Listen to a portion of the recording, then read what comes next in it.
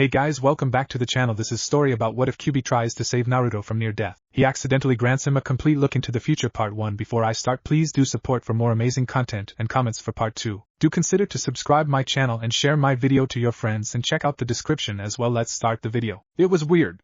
Naruto had always known he'd die before becoming a genin. Mizuki. How could you? Iruka-sensei had arrived too late, unfortunately. Naruto lay on the ground, a Fuma shuriken sticking out of his stomach, and pierced slightly through his back. That was beyond painful. Each breath he took burned and filled his lungs and mouth with blood. His vision started blurring.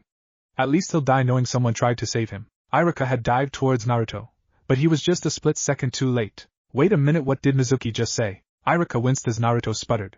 He had heard him. Mizuki had just revealed that Naruto was the Jinchuriki of the nine-tailed fox. The fox? The freaking nine-tailed fox had been in him all along. So many things were rushing through his head at once. Was that the reason the villagers hated him? Was he the only one that didn't know? Then it finally hit him. None of it would matter. He was only minutes, probably seconds away from death. He'd just wait to find the answers in the afterlife. You pathetic mortal. Naruto's eyes shot wide open. However, he wasn't laying in the forest. He was looking up into pure darkness. Regardless of everything else, Naruto knew what the voice belonged to. Nothing ever had scared him to the point where he couldn't breathe except for the mention of the nine-tailed demon, the Kyuubi no Oni. Fool, stand on your feet. Naruto unhesitatingly did as commanded. He was standing in a sewer-like tunnel, with water everywhere. However, from pipes and cracks in the wall, red liquid was oozing out, making the water rise slowly. Naruto sniffed the air and grimaced. Is that blood? Seeing the liquid piling higher, he began to run. Rounding corner after corner, the liquid only seemed to drip faster and more frequently. Then he came to a dead end. A giant cage with a paper seal on the bars loomed high overhead, going to the darkness of the ceiling to seem like it went on forever. Welcome to my humble abode. The gruff voice of the Kyuubi rumbled through the bars. Naruto shivered from the voice. Hearing the fox firsthand was more chilling than death's touch. The fox opened one giant red eye to glare at the 12-year-old. Naruto would have pissed his pants already did. The Kyuubi growled. Disgusting little brat. Can't you do anything right? Your insides even fill with your tainted blood. Is this truly the death you want? The Kyuubi's was bordering criticism and empathy. No! I don't want to die! Naruto cried, running towards the bars. The fox rushed forward but was repelled back with twice as much force. The seal glowed for several seconds before returning to normal. Even in your feeble state, that curse seal holds strong. The fox lay down and glared at Naruto again. I thought I could escape and just let you die, but that won't be happening. You will not die here tonight. There is too much for us to accomplish together before I can have the satisfaction of watching the life drain from you. What do you mean us? This is my body and I don't remember inviting you. Naruto yelled, pointing at the fox. Knowing that the seal prevented the fox from coming closer gave him the little boost in courage he needed. You have the gall to speak to me that way, but can't even fight off a few villagers or one low-ranked chunin. The fox chuckled.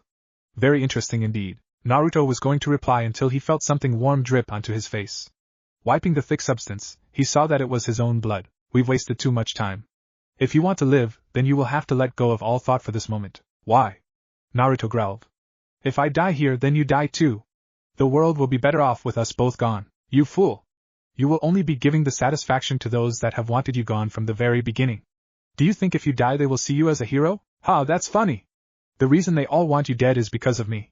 So even in death, my name will live on while you fade away into the nothing that you belong in. The fox began to think of the fact. Nah, death wasn't worth it just yet. Toying with the kid's mind was fun though. Naruto groaned and gritted his teeth. No matter how he thought about it, the fox had made a legitimate point. It was just another reminder of how fucked up life was for him. What do I have to do? He conceded. Absorb one of my tails. Naruto blinked. That's it? No, give me your soul or release me, mumbo jumbo? Ignorant insect, this is no joke though. Perhaps releasing me. The fox seemed to laugh to itself as it started thinking of what to do first when it's free. Naruto snapped his fingers. Hello, two entities dying here. Be silent. I warn you now, your chakra is already massive and potent. By adding one tail of my own chakra, you will hold near infinite chakra. However, your control will be as worthless as you, and this is if your body can even handle such a sudden increase of that magnitude. Blah blah. If you don't do it, we both die. Let's at least take a chance to live. Arrogant and ignorant. Human and demon alike while so young. Naruto pondered for a second why the fox sounded almost normal. That is, until the fox lashed one of its tails at the gate. The seal began to glow and spark. An electric current immediately covered the demon, making him cringe in pain. In the same instance, red sparks fired at Naruto and began to do the same thing. He cried out as the sparks began to lift him in the air. The whisker marks on his cheeks began to bleed. His eyes began to glow red. A tail began to form. As the chakra poured into him, something else did as well. They were flashes, as vivid as day. The huge fluctuation of power was causing him to hallucinate, or so he thought. The first thing he saw was himself wearing a leaf headband. Everything in between blurred until it showed him with his two classmates, Sakura and Sasuke. They were taking a picture with a masked, silver-haired man reading a book. He could even hear what was being said. Team 7, Jonin instructor Hatake Kakashi. Though everything in between blurred, he held it all in. The little things such as which shoe he put on first every morning to how many times he ate ramen, a constant in this vision. Then he was on a foggy bridge, in a glass mirror dome like jutsu. He and Sasuke were fighting someone by the name of Haku, another blur. A test called the Chunin exams. Sand ninjas named Temari, Gaara, and Kankuro appeared. Gaara was a Jinchuriki just like himself.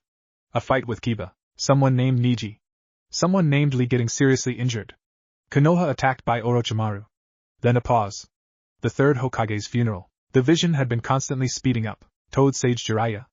Learning the Rasengan after being neglected by Kakashi. Meeting Sasuke's brother, Itachi. Tsunade and Shizen.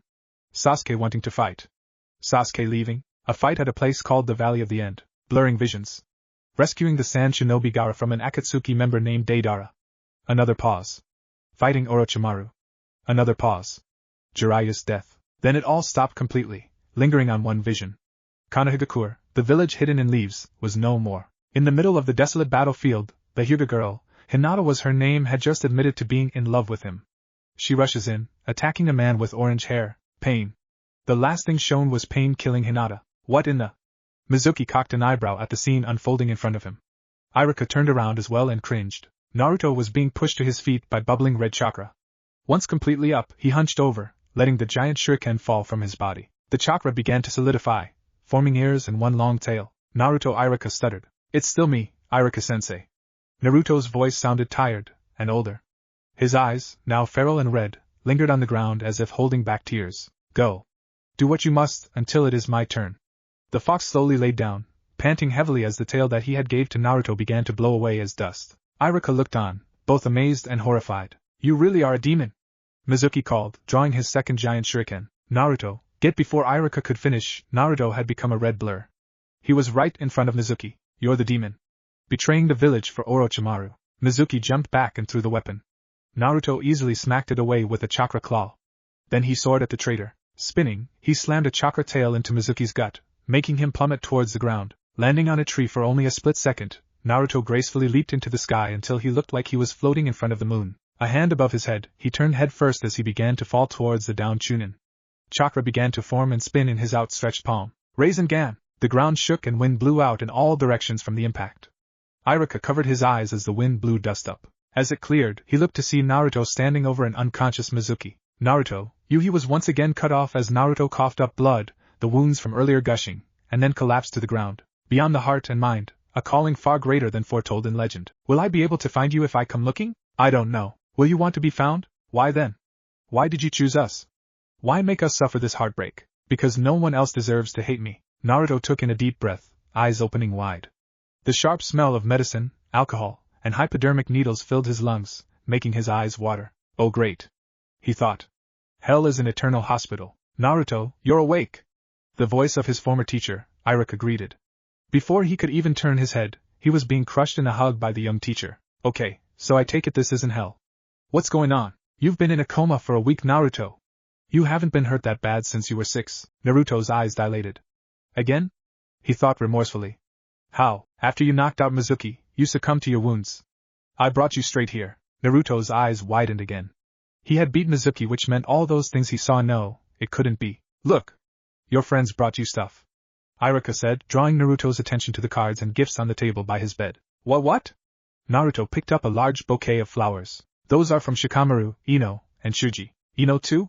Naruto asked skeptically. Yeah, she works with her parents in their flower shop. Naruto shrugged. She's never cared about me. I bet Shikamaru and Shuji made her do it. Iruka frowned. Ino may have disliked Naruto in the academy, but he had seen genuine concern when she had come to drop of the flowers. He was understanding just how much the little stuff people did affected Naruto. That one must be from Kiba. Naruto chuckled. It was a large bone with bark well sewn, carved into it. Then Naruto unintentionally teared up. A small brown box sat on the side of the table, almost hidden by everything else. He recognized the box way too clearly for comfort. It was the healing herbs Hinata had given him during the Chunin exams. "Who's that one from?" he asked, only to confirm what he knew was becoming a living nightmare. "That one is actually from Hinata Hyuga. She's the quiet girl that sits in the back of class all the time." Naruto slowly began to cry, making Iruka panic. Hey. Naruto, what's wrong? What was he supposed to say? "Oh, nothing, just seeing the one person who could have given me the life I wanted killed in a vision of the future." Naruto instantly stopped crying and looked up blankly, mouth agape. He had seen into the future. "You okay?" Iruka asked, checking his temperature. "I'm fine." It was more than a statement. He was completely fine.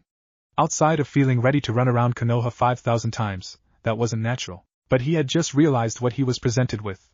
"I can stop it. I can save Hinata-chan." "No, I can save everyone." "I can." "Naruto, there's something I want to ask you." Iruka snapped him from his thoughts. Naruto shook his head and looked up. Seeing the distraught look on his former sensei's face, he knew what it was about. What happened in the forest last week?" "I know, Iruka-sensei." He sighed. "I guess learning about the fox so suddenly kind of made me upset, and my anger pulled me into where the fox is sealed. Then it gave me chakra to stop Mizuki." "That's not good." "No. It was because the fox knows if I die, it dies too. If it would have given me too much chakra, my body would have exploded, and we both would have died. If it hadn't given me enough, then I probably would have bled to death before you got me here." Iruka's eyebrows scrunched. Naruto was way too nonchalant with his answers. Naruto saw the hesitation in his face, and quickly decided to change the subject. "Hey, Iruka-sensei, if I've been out for a week, then haven't the genin teams been picked already?" Not only was this a change of subject, but if the teams turn out the way he thinks they are, then those visions were real, and he had gotten a chance that no one else probably had. "Yeah, that's right. Ino, Shikamaru, and Chuji are a squad, ironically, just like their parents. Shino, Aburame, Hinata, and Kiba are on a squad too." Naruto paled and got excited all at the same time.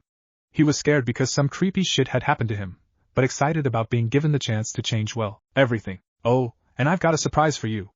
Iruka pulled out a small scroll and handed it to Naruto. Naruto unraveled the scroll and a seal greeted him. Biting his thumb, he ran it over the center. Iruka's eyes widened once again. "Naruto, how do you know how to work that blood seal?" Naruto froze. "I read up on it at the library.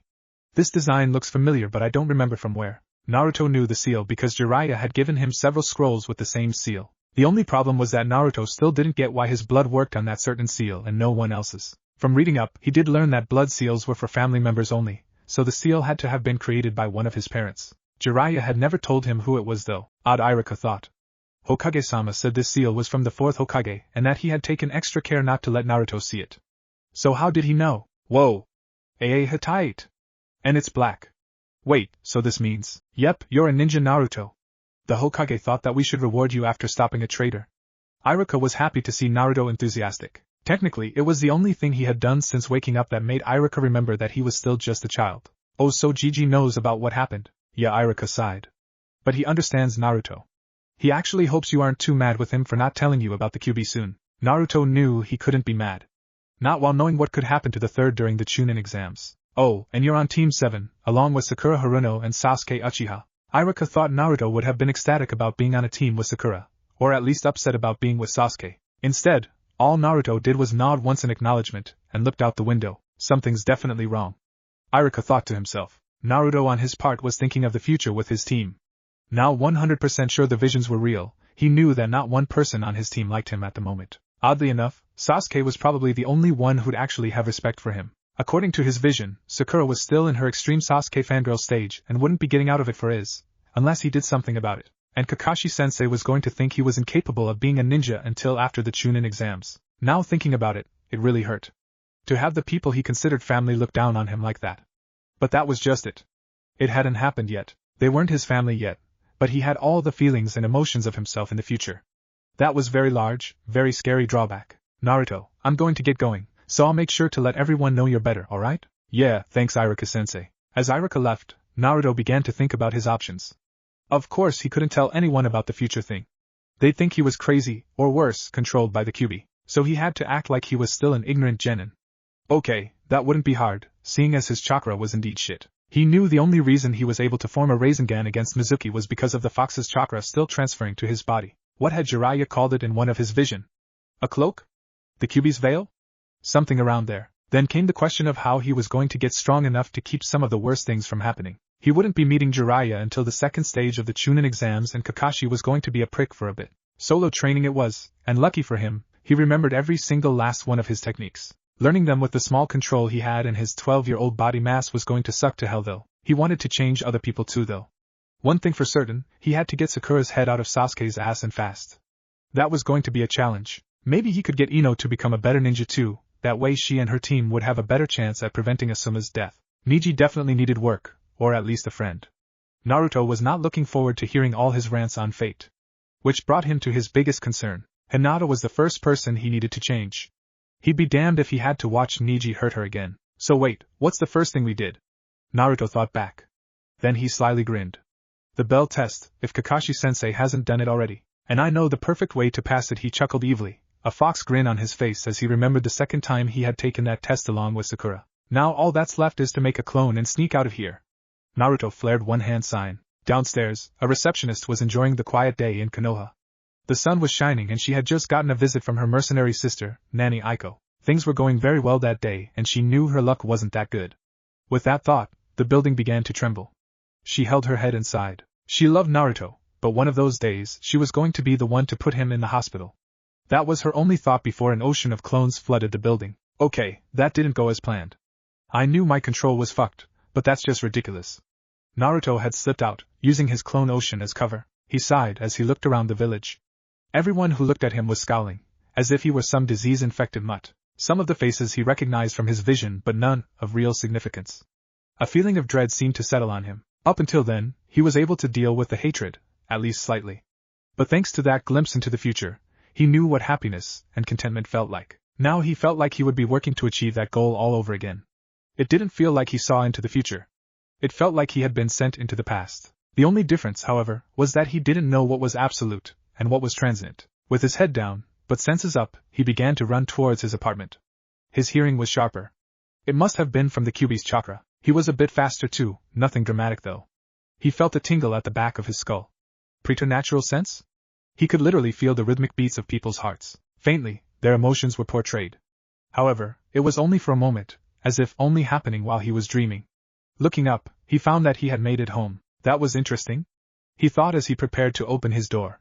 He stopped, hand outstretched only inches from the door. Written in red paint on his door was, "Stay dead, demon." Naruto swallowed a lump in his throat. That one actually hurt. Looking at the ground, he blindly opened the door. He accidentally gripped the knob too hard and crushed it. Shit, the fox's chakra must have just finished integrating. This is going to be bad. Going into his room, he took a quick glance around. He chuckled, remembering the first time Sakura had come in. She had seen a cockroach, then tripped and fell into a bowl of who knows what. Scratch that, that never happened. Naruto held his head in frustration. His present was still going. It made him wish he could just jump into those visions, into the future. But of course, time travel was impossible, or was it? Kami had played a cruel joke on him. Like a parent showing a child a present they really wanted, but not allowing them to play with it until Christmas. He flopped onto his bed, only to grimace and lean back up. A strand of something gooey and sticky connected his bed and back. Yeah, no more procrastinating. I really need to clean this place up. Iruka knocked on the door to the office of the third, a tired expression adorning his face. Things were about to get complicated, he knew, and he didn't want any more headaches. Receiving permission to enter, Iruka slunk into the office, being greeted with an extra visitor. Iruka rose an eyebrow. Iruka, Kakashi, I wish to apologize for calling you on such short notice. Both men nodded. I've already explained things to Iruka, but I'm sure you already know that this involves Naruto. Am I right, Kakashi? Yes, sir. Kakashi replied stoically. Also, forgive me for having you deceive Naruto. Iruka, however, we don't want him in a fragile state of mind. I understand, Hokage-sama. And he's awakened already. If I know Naruto, he's probably escaped from the hospital already. Iruka chuckled. The Hokage smirked, but Kakashi just seemed uninterested. Is there something on your mind, Kakashi? The third asked, leaning back with his pipe. Just awaiting your orders, Lord Hokage. Iruka frowned. Kakashi wasn't one to look at Naruto and only see the 9 tails, but after last week, he wasn't so sure. Very well then. The Hokage cleared his throat. Because of the incident involving Mizuki, we have confirmed that the 9-tailed fox is awakening inside of Naruto, and much quicker than we anticipated. From Iruka's report, I don't think it will have much of an effect on Naruto at the moment, however, because he was able to talk to the demon, he will be needing constant surveillance. Surveillance? Don't you think that goes against Naruto's trust? Iruka argued. The safety of the village is more important than the privacy of a child. Kakashi stated, not even glancing at him. I have taken deep consideration of this matter, Iruka. I have only chosen you and Kakashi for the job. Iruka couldn't reply and sighed. He was the one that had to lie to Naruto and tell him everything was alright, and now he had to spy on him for any signs of the Kyuubi? If Naruto ever found out, Iruka knew he would never trust anyone ever again.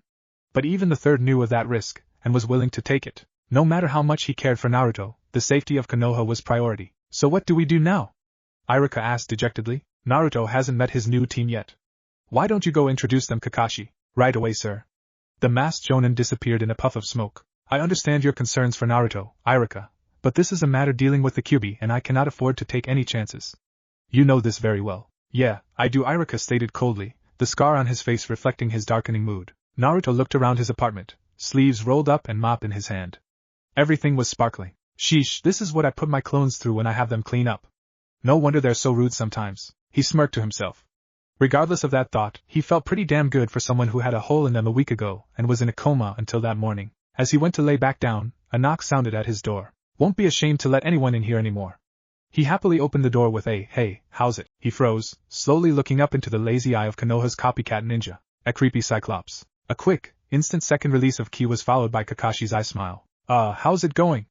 I'm Kakashi Hatake, your Jonin instructor. Sweet, I have a cyclops as a sensei. Another release of ki. No, Naruto, I'm not a cyclops. Then why is your eye covered? That's a secret. Then why do you have a mask? That's also a secret. And why? Naruto, do you want to go on a mission? Hell yeah. Your first mission is to get to Training Ground 7 without saying a single word. Think you can do it? Of course. I mean, he nodded. Then he darted off towards the training ground. Kakashi lazily glanced as the blonde ran. He'll never make it to the main road silently. As soon as Kakashi thought that, Naruto screamed. I think I laid it on too thick, Naruto thought as he jogged towards the training ground. Smirking, he threw his head back and howled. Okay, now I laid it on too thick. He was only trying to keep himself occupied. If he didn't, then he'd start thinking about the future, and he really didn't feel like being depressed at the moment. Besides, he needed training, and what better way to do it than to mooch. Technically, he didn't actually need Kakashi to teach him anything. He just needed tips. He arrived at the training ground and found both Sakura and Sasuke waiting. Oh great, Naruto's here. He heard Sakura sarcastically call. He knew that was going to get old real quick. As he expected, Sasuke ignored them both altogether. Naruto kept his smile, only to look the part but didn't speak to either one of them. Sakura breaking down and Sasuke leaving the village were both all too vivid in his mind. Instead, he walked over to a tree, kicked it, and caught a falling leaf. What are you doing, Dobe? Sasuke asked, only interested in the fact that Naruto didn't latch onto Sakura like a security blanket. I'm going to practice chakra control until Sensei arrives. Baka, he could show up at any minute. Sakura yelled. Not likely, Naruto thought. Sasuke stared a few seconds as Naruto put the leaf on his forehead and took a meditative stance. Only 2 seconds in and the leaf blew to pieces. Damn it! Naruto shouted. That's one of the easiest exercises ever. You can't do anything, can you?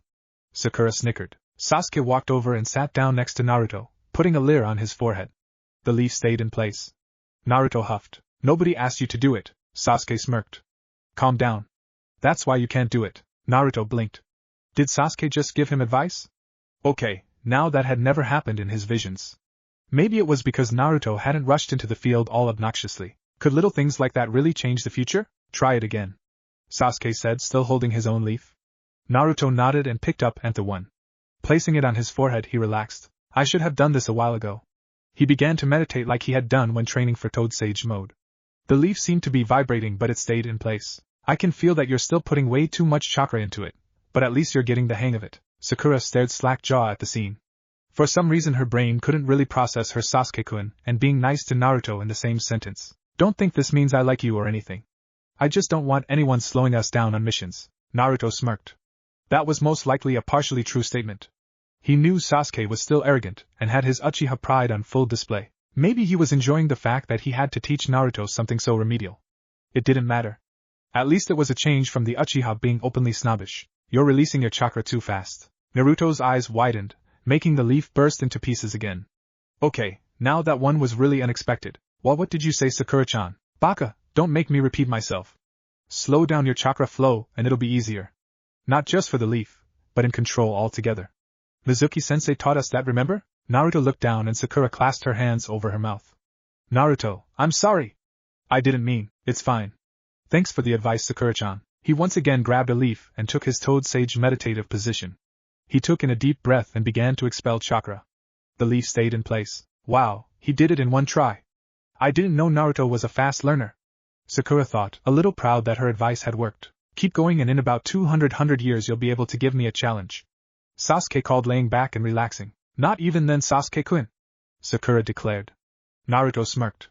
What he had just experienced with his team was unique, even if it only lasted a few minutes. For a second, Naruto thought he had presumptuously judged the two, but as of now, only time would tell. He was able to practice the unswayed leaf technique for another hour, Sakura and Sasuke throwing in advice here and there. Kakashi arrived, seeming more happy than he was earlier.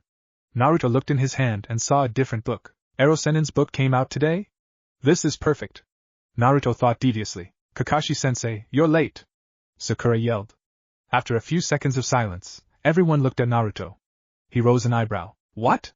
I got something on my face? He asked. No, it's just Sakura didn't know what she was trying to say. I think she expected you to yell too. It's weird, Sasuke admitted. Naruto cursed. He had yelled the first time Kakashi showed up late. This time didn't look like it had a positive effect, seeing as the three had gotten a little suspicious. On the other hand, Sasuke looked at Naruto and actually didn't see a loser completely. At least he seemed like he was going to take being a ninja seriously. Sakura scratched her head. She had been around Naruto for over an hour and hadn't hit him, nor had the urge to kill him once. He hadn't been begging her to go out on a date or anything.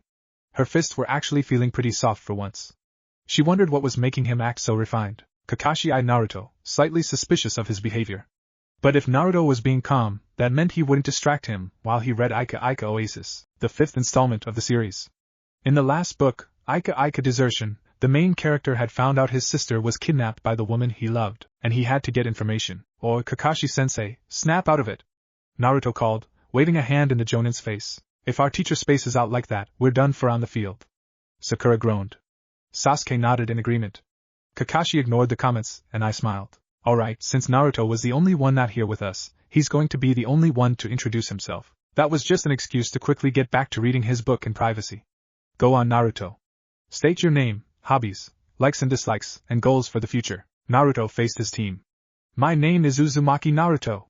My hobbies are training and meditating. I like Ichiraku's ramen only. People who don't judge others without getting to know them. Hina. My dislikes are people who only see the frame instead of the picture. My goals for the future to become the greatest Hokage and protect everyone from anything that could ever happen. All three looked wide-eyed at the blonde shinobi. That wasn't what they had expected at all. Sakura looked down, feeling guilty about her declarations several days ago. My name is Haruno Sakura. My hobbies are reading and shopping. I like Sasuke-kun and Ino-pig when she's not being a jerk. My dislikes are Naruto Baka. My goals for the future are to become a great medical ninja and, looks at Sasuke and giggles. She didn't know if it was too soon to start seeing Naruto differently. But she didn't know there was much more to him than she had initially thought. People who only see the frame instead of the picture. Well, that was interesting. Okay. Now that we're all acquainted, time to destroy your confidence. Huh? All three genin rose an eyebrow. You're not really ninjas yet, Kakashi stated cheerfully. What? What do you mean we're not ninjas? Sakura shouted. Naruto just folded his arms, knowing where this was going. The academy test was only to weed out those who have no potential as a ninja whatsoever. We jonin give the real test to determine which of the passing teams are ready to begin their duties as shinobi or not. So, tomorrow you guys should prepare for happy fun time. Meet back here at 6 a.m. sharp, and don't eat anything or you're most definitely going to vomit. The silver-haired jonin gave a half-hearted salute, and then vanished. Sakura looked horrified while Sasuke had a pensive look on his face. Naruto held in his laughter. Kakashi-sensei was a great actor. He walked back over to the tree and began to practice the unswayed leaf technique once more, now with leaves on his forehead and the bottom of his palms. You're going to practice all chakra control? Sakura asked. Yep. If I don't get better at control, I can't remember. I mean learn any cool new jutsu that Kakashi-sensei may teach us. Naruto rolled his eyes at the end of the sentence. As if that lazy bastard is gonna teach us much of anything. Sasuke turned and began walking away. Sakura ran after him without hesitation. I understand Sasuke's not as bad as he's going to turn out to be, and it might be harder because of this. But I still need to pull Sakura away from him, even if just a little each day. Naruto dropped the thought. He needed complete focus if he wanted to improve his chakra control in a timely fashion. Knowing discipline from training with toads, Naruto was able to sit perfectly still until night had fallen. He hadn't moved in 6 hours. Amazing! Naruto's eyes shot open and he was once again looking at his teammates. Sakura was smiling, being the one who had yelled.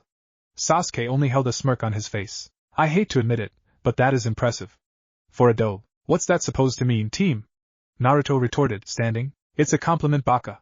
We came back a few times to see if you were still here after I came back to get my scarf. You didn't move at all, did you? Sakura seemed a little too excited. No, why? That means you have potential to get better. You won't be dead weight after all. Naruto didn't know whether to be insulted or gratified. Coming from Sakura at this point, he might as well be gratified. Being able to perform a chakra control exercise for long periods of time, even that one, means you've mastered it. Your control should be at least a little above a normal academy student by now. Great, so I'm at least better than Konohamaru and everyone else that didn't graduate from the academy. He thought sarcastically. Well, if his control was past academy level, that meant he could probably make a few solid bunshins. Kage Bunshin no Jutsu. A poof of smoke appeared next to Naruto, and out stepped 4 perfect clones. Good job, Naruto. Sakura congratulated him. Naruto looked at the clone, finally looking at himself. The whisker marks on his cheeks were a little darker, and his hair seemed a tad bit spikier. Maybe even a little longer too. In honesty, he looked a few months older, though it wasn't too noticeable. Too bad it did nothing to his height. Now that I think about it, what happened to the fox? I haven't heard from it since I got its tail. Great, now I have to add See the Fox to my agenda. But first, time to break out some of Jiraiya-sensei's old training techniques. By tomorrow, I'll be back at Chunin exam strength. Then, maybe I'll be able to stop Orochimaru from killing the third.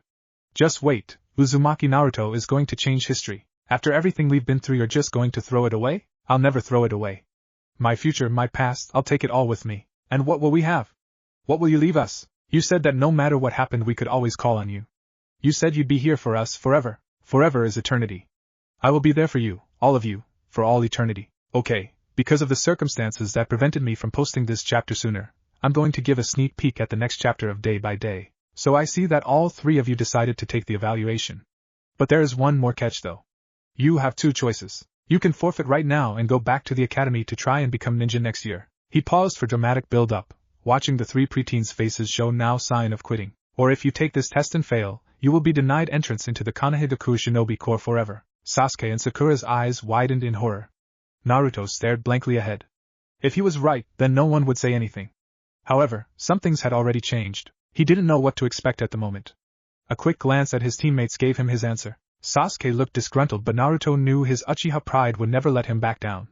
Sakura, however, looked a bit too nervous. Naruto's worst fears came to life as he saw her swallow and begin speaking. Kakashi-sensei, I think we should resign until next year. Naruto isn't ready for this yet, so what did you think of Naruto? Iruka asked his gray-haired friend, leaning on the side of the Hokage building. He had awaited Kakashi's arrival so they could enter the building together. Hello to you too, Iruka-san. The Jonin greeted lazily and put away the Ika book. Actually, it wasn't at all what I expected. He seemed mature, much more than he was a few weeks ago, or yesterday morning for that matter. How so? Iruka asked, raising an eyebrow as they entered the building. It's a possibility that something happened between his trip from his apartment to the training ground, but I'm guessing he's just showing how good of an actor he is. He explained everything that had happened the day prior, from Naruto's apartment to dismissing them at the training ground. Iruka listened, nodding his head at several comments. Naruto has been acting strange lately, but so far it doesn't seem for the worse. He hasn't done anything much differently than usual either. It wasn't just because of that. Kakashi continued. When he first opened the door, I saw the same goofy prankster that we're used to. But once he saw me, his eyes changed. It was only for a split second, but I saw so much. They were still the eyes of an adolescent, but one that had seen bloodshed, had known carnage and pain, and even war, grief, satisfaction, everything except love was there. And I saw it without even using my Sharingan. Kakashi felt a chill down his spine, but they weren't the eyes of the Kyuubi. I still felt warmth in those eyes. Kakashi had felt more than warmth. He felt accusations, but he didn't know of what. Even more confusing, he felt forgiveness. In any case, I feel that nothing's wrong at all. Iruka stated obviously, making the copycat Nin narrow his eyes. Then he sighed. I suppose you're right. Maybe he's just trying to cope with the knowledge of the Kyuubi. Which is pretty much what you want me to say to the Hokage, right? I just think that a little more observation is needed before we can really say anything that will affect Naruto's future. For a split second, Iruka felt weird saying that. He didn't know why, but it felt like he had gone light-headed for a second. You're right. Besides, it'd be far too troublesome to fill out all the paperwork that would come with it. You've been hanging around Shikaku Nara a little too much, Iruka said with a chuckle as they both entered the third's office. Training grounds. Okay, not what I expected to see early in the morning. Naruto rubbed his eyes as he entered the training grounds, seeing Sasuke helping Sakura with kunai target practice. Is it me, or has Sasuke been in a good mood for the past 2 days? Hey Naruto! Sakura called, waving. Naruto winced, and held his head as a sudden migraine stuck him. Just one little lapse of judgment, and they're acting like jerks again. Naruto stood confused for a second. Was that another vision? It was fuzzy this time though. And he hadn't seen it originally. You okay, Dobe? Sasuke asked, Sakura actually looking concerned as well. Yeah, I guess you walked over and sat under a tree. Maybe all that training last night wore me out. All what training? Sakura asked curiously. I started a new training regimen last night. I was up until 4 trying it out. You shouldn't have done that. What if you're too tired for the test now?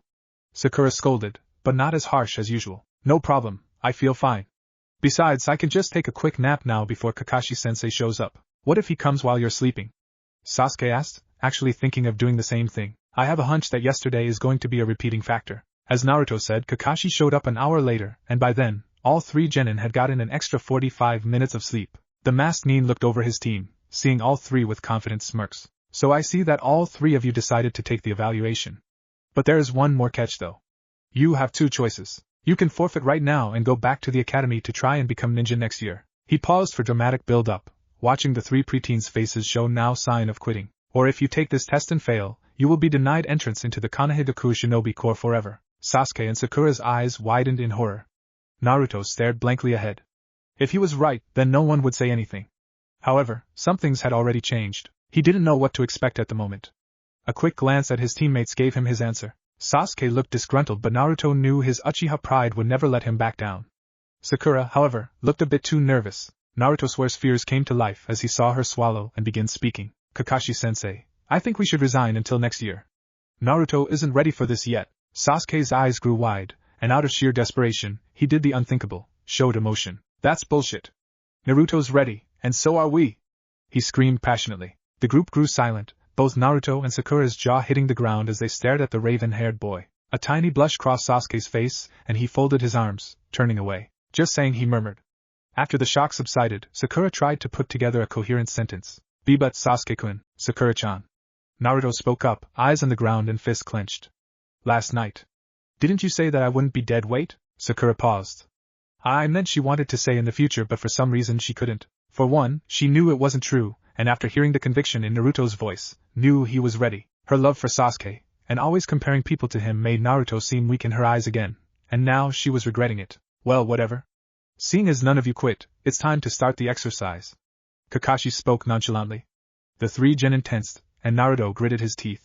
I wanted to show off a little before trying to implement the plan, but maybe now that they think I'm the weakest again, I can use this to get out of suspicion with Kakashi-sensei. The way he keeps glaring at me makes it obvious to see that he knows something is up. Besides, I don't have a second to waste, let alone a year. Kakashi explained the test, Naruto sighing in relief that it was the same bell test as before. He knew they wouldn't actually have to get the bells to pass, but it would be a good achievement if they could. From the training regimens that Naruto had done the night before, he knew that he was almost at his strength when he beat Neji, but not quite. He wanted to be able to do it without having to feel like he needed the fox. As it was, he had found out that he couldn't activate the fox's chakra anymore anyway, but by the way his body felt, he was running on 1 tail of chakra, constantly. That meant that the fox was now an 8-tailed Bijou, and he was now in the training process to become naturally as strong as he was when he faced Sasuke at the Valley of the End. Are you 3 ready? Kakashi's, the bells dangling on his side but his book still in hand. Naruto's eyes widened. Something in his mind was telling him to move. He didn't want to, but it was like his feet were starting to pull forward on their own. Naruto suddenly rushed at Kakashi and threw a kick. The Jonin easily ducked, blocked the next one, and then twisted his arm as he threw a punch. Naruto, haven't you heard the term, only fools rush in? Kakashi was holding a kunai to his back. I didn't say start yet. Naruto, you baka! I knew you were still an idiot. What if Kakashi-sensei failed us for that stunt? Sakura yelled, inner Sakura screaming agreement. Sasuke sighed. Once a dobe, always a dobe. Just one little lapse of judgment, and they're acting like jerks again. Wait. That's what my vision was. But then that means I had a vision of the altered future? What the hell is going on here? Some things just aren't meant to change, a voice whispered out of nowhere. What? Who said that? No reply came, and Naruto was left to ponder the statement. Okay, so if it's alright with Naruto, we can begin now. Kakashi released Naruto, who jumped back with his team, all spreading out and hiding in bushes. Tactical for genin, but not going to help if their plans collide. Kakashi thought. He was right as well, as several attempts from each genin seemed to thwart one another. Naruto was letting some time pass to make it easier to sway Sasuke and Sakura. From all the failed attempts, their morale would be down. He was also avoiding Kakashi's 1,000 years of pain. After Sakura's kunai were intercepted by Sasuke's fireballs for the 3rd time, Naruto began to think of how to make his move. Alright, let's see. He could sense Sakura's chakra several yards away and moving swiftly in one direction towards Kakashi. This must be when he puts her in that genjutsu. Sensing around even more, he felt Sasuke sitting in a tree, obviously overlooking the two. Give him a show, I guess. Naruto dashed in the direction Sakura was going, moving much swifter than a genin should have been able to. He reached her moments before a battered and bloody Sasuke came out of the bushes. Her eyes dilated, but Naruto only glared, coming up behind her. Oh no! Sasuke Kyuubi! She wailed and was about to pass out until, Sakura-chan, get a hold of yourself! Naruto shouted loudly. Sakura and Naruto, help me! Sasuke reached out to them. Sakura didn't pass out due to Naruto's yell, and prepared to run to him. Kai! Naruto called and the Sasuke vanished. Sakura stopped in her tracks. What? A genjutsu? She said, looking around. Of course it was. How come you didn't notice that, Sakura-chan? He was actually accusing her but made it sound like he honestly wanted to know. Sakura blushed, and scratched the back of her head. That's because I knew, but I was going to trick Kakashi-sensei. Yeah, that's it. She chuckled nervously. Fall for it, please, she thought in her mind, not wanting to be laughed at by Naruto of all people. Sure.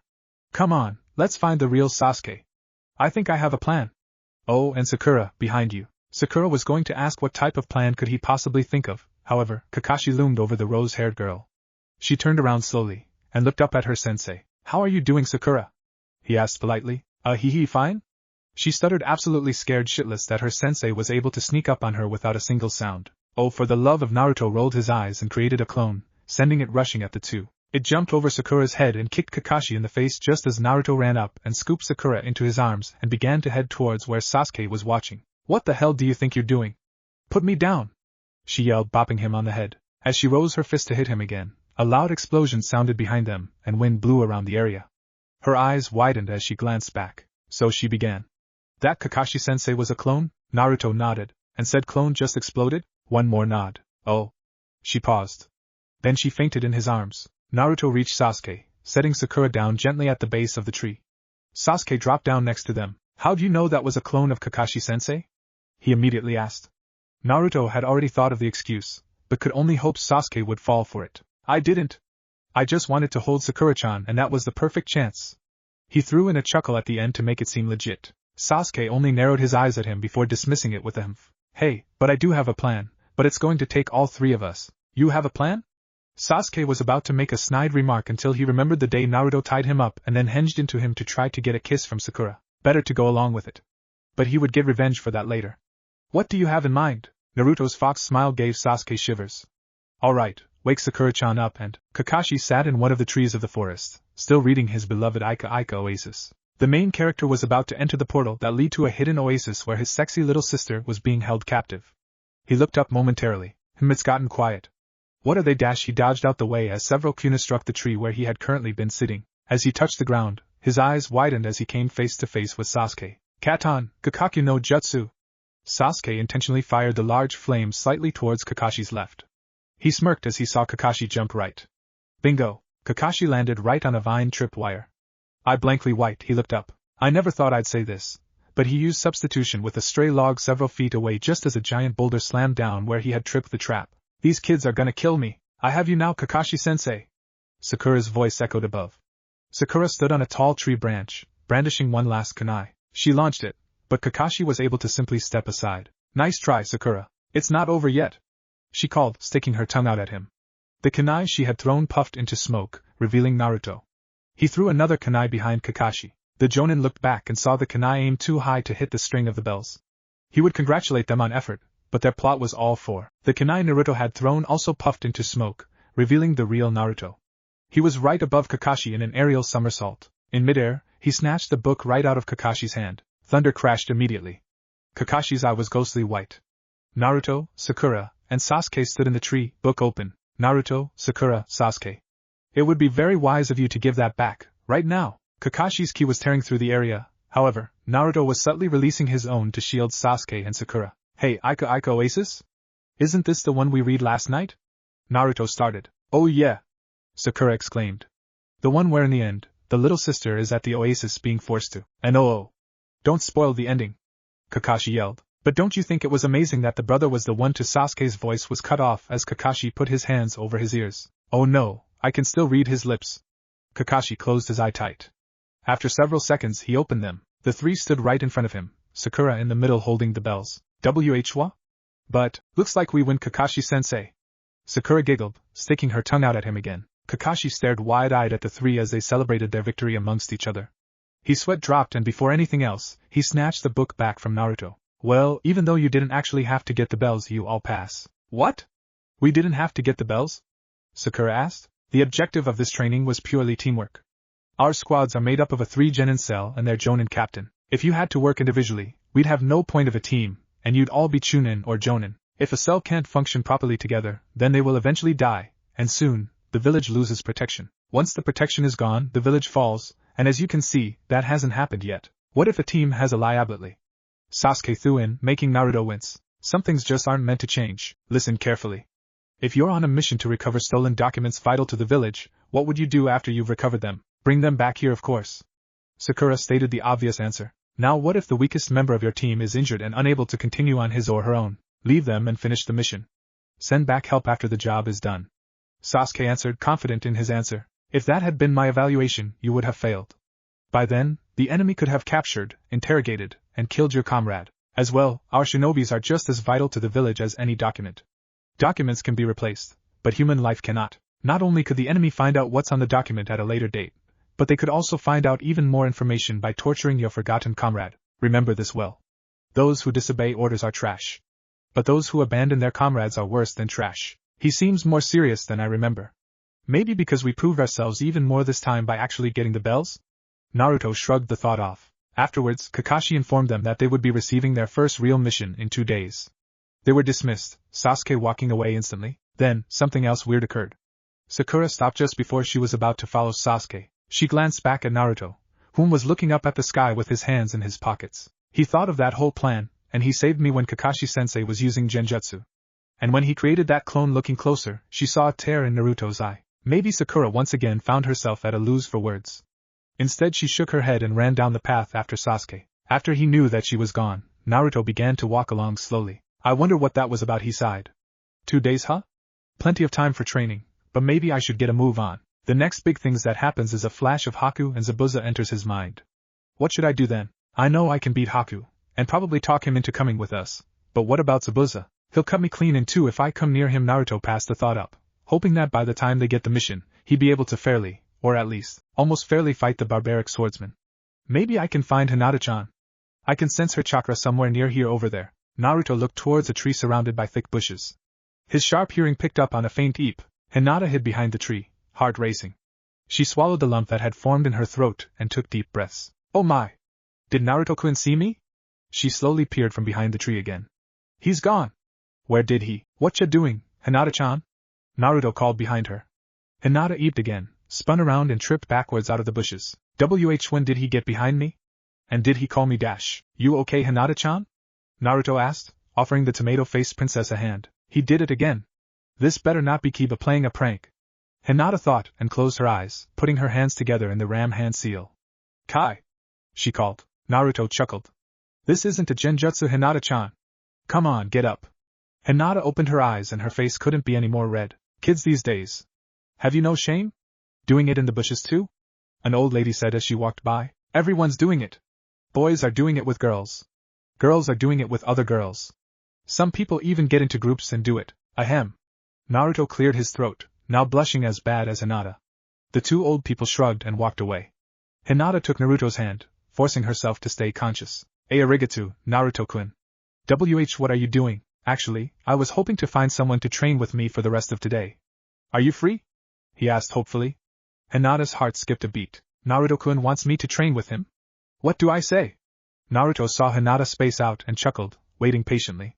After a moment, Hinata took a breath and turned to him. She bowed. It would be a great honor to train with you, Naruto-kun. She spat out without a stutter.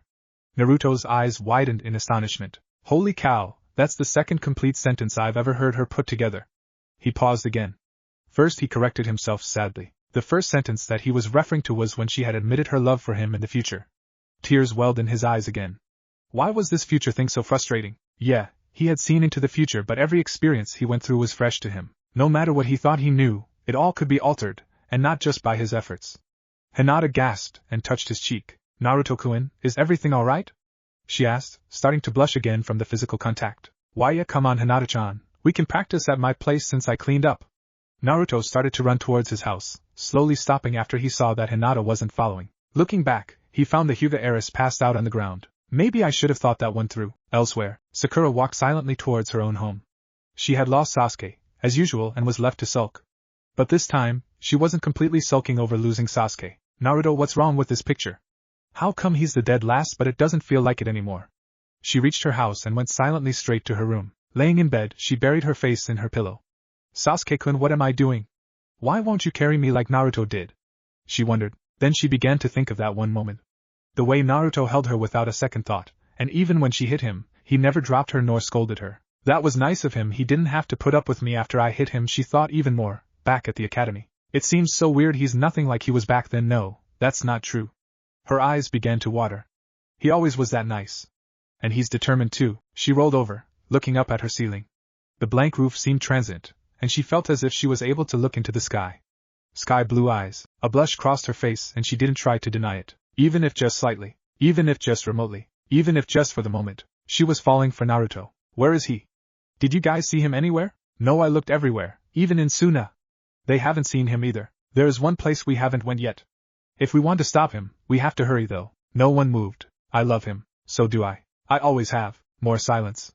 The wind blew, blossoms of spring whirling in the air. What do we say if he still wants to leave us? There's nothing to say. We're just going to go with him whether he likes it or not. All three nodded and took one last longing look at their home, before dashing off towards the last place their love could have been. The Valley of the End. The night embraced him like a warm blanket, sending small pockets of air every now and then to balance the heat and cold. The orchestral chirp of crickets, and the sound of thousands of leaves swaying together created a relaxing tempo. He lay on the ground, gazing up at the moon, and the small blades of grass tickling his ears. His inertia was the future, and his presence was the force. With nothing but time to think at the moment, he wanted to be able to twist the heavens, move the moon, anything. But nothing he did seemed to change in the way he wanted. Naruto-kun, are you alright? The soft voice of Hinata Hyuga called to him, piercing through his transcending melancholy. He smiled at the girl that sat next to him. I'm fine, he replied. Hinata blushed and hugged her knees to herself even tighter. Naruto thought she looked adorable. Thinking about it, almost everything she did was cute. Earlier that day, he had to carry her to his apartment, and wait for her to awaken. On Hinata's part, she accidentally mumbled words she regretted when she awoke. What a wonderful dream! My Naruto-kun is in my room.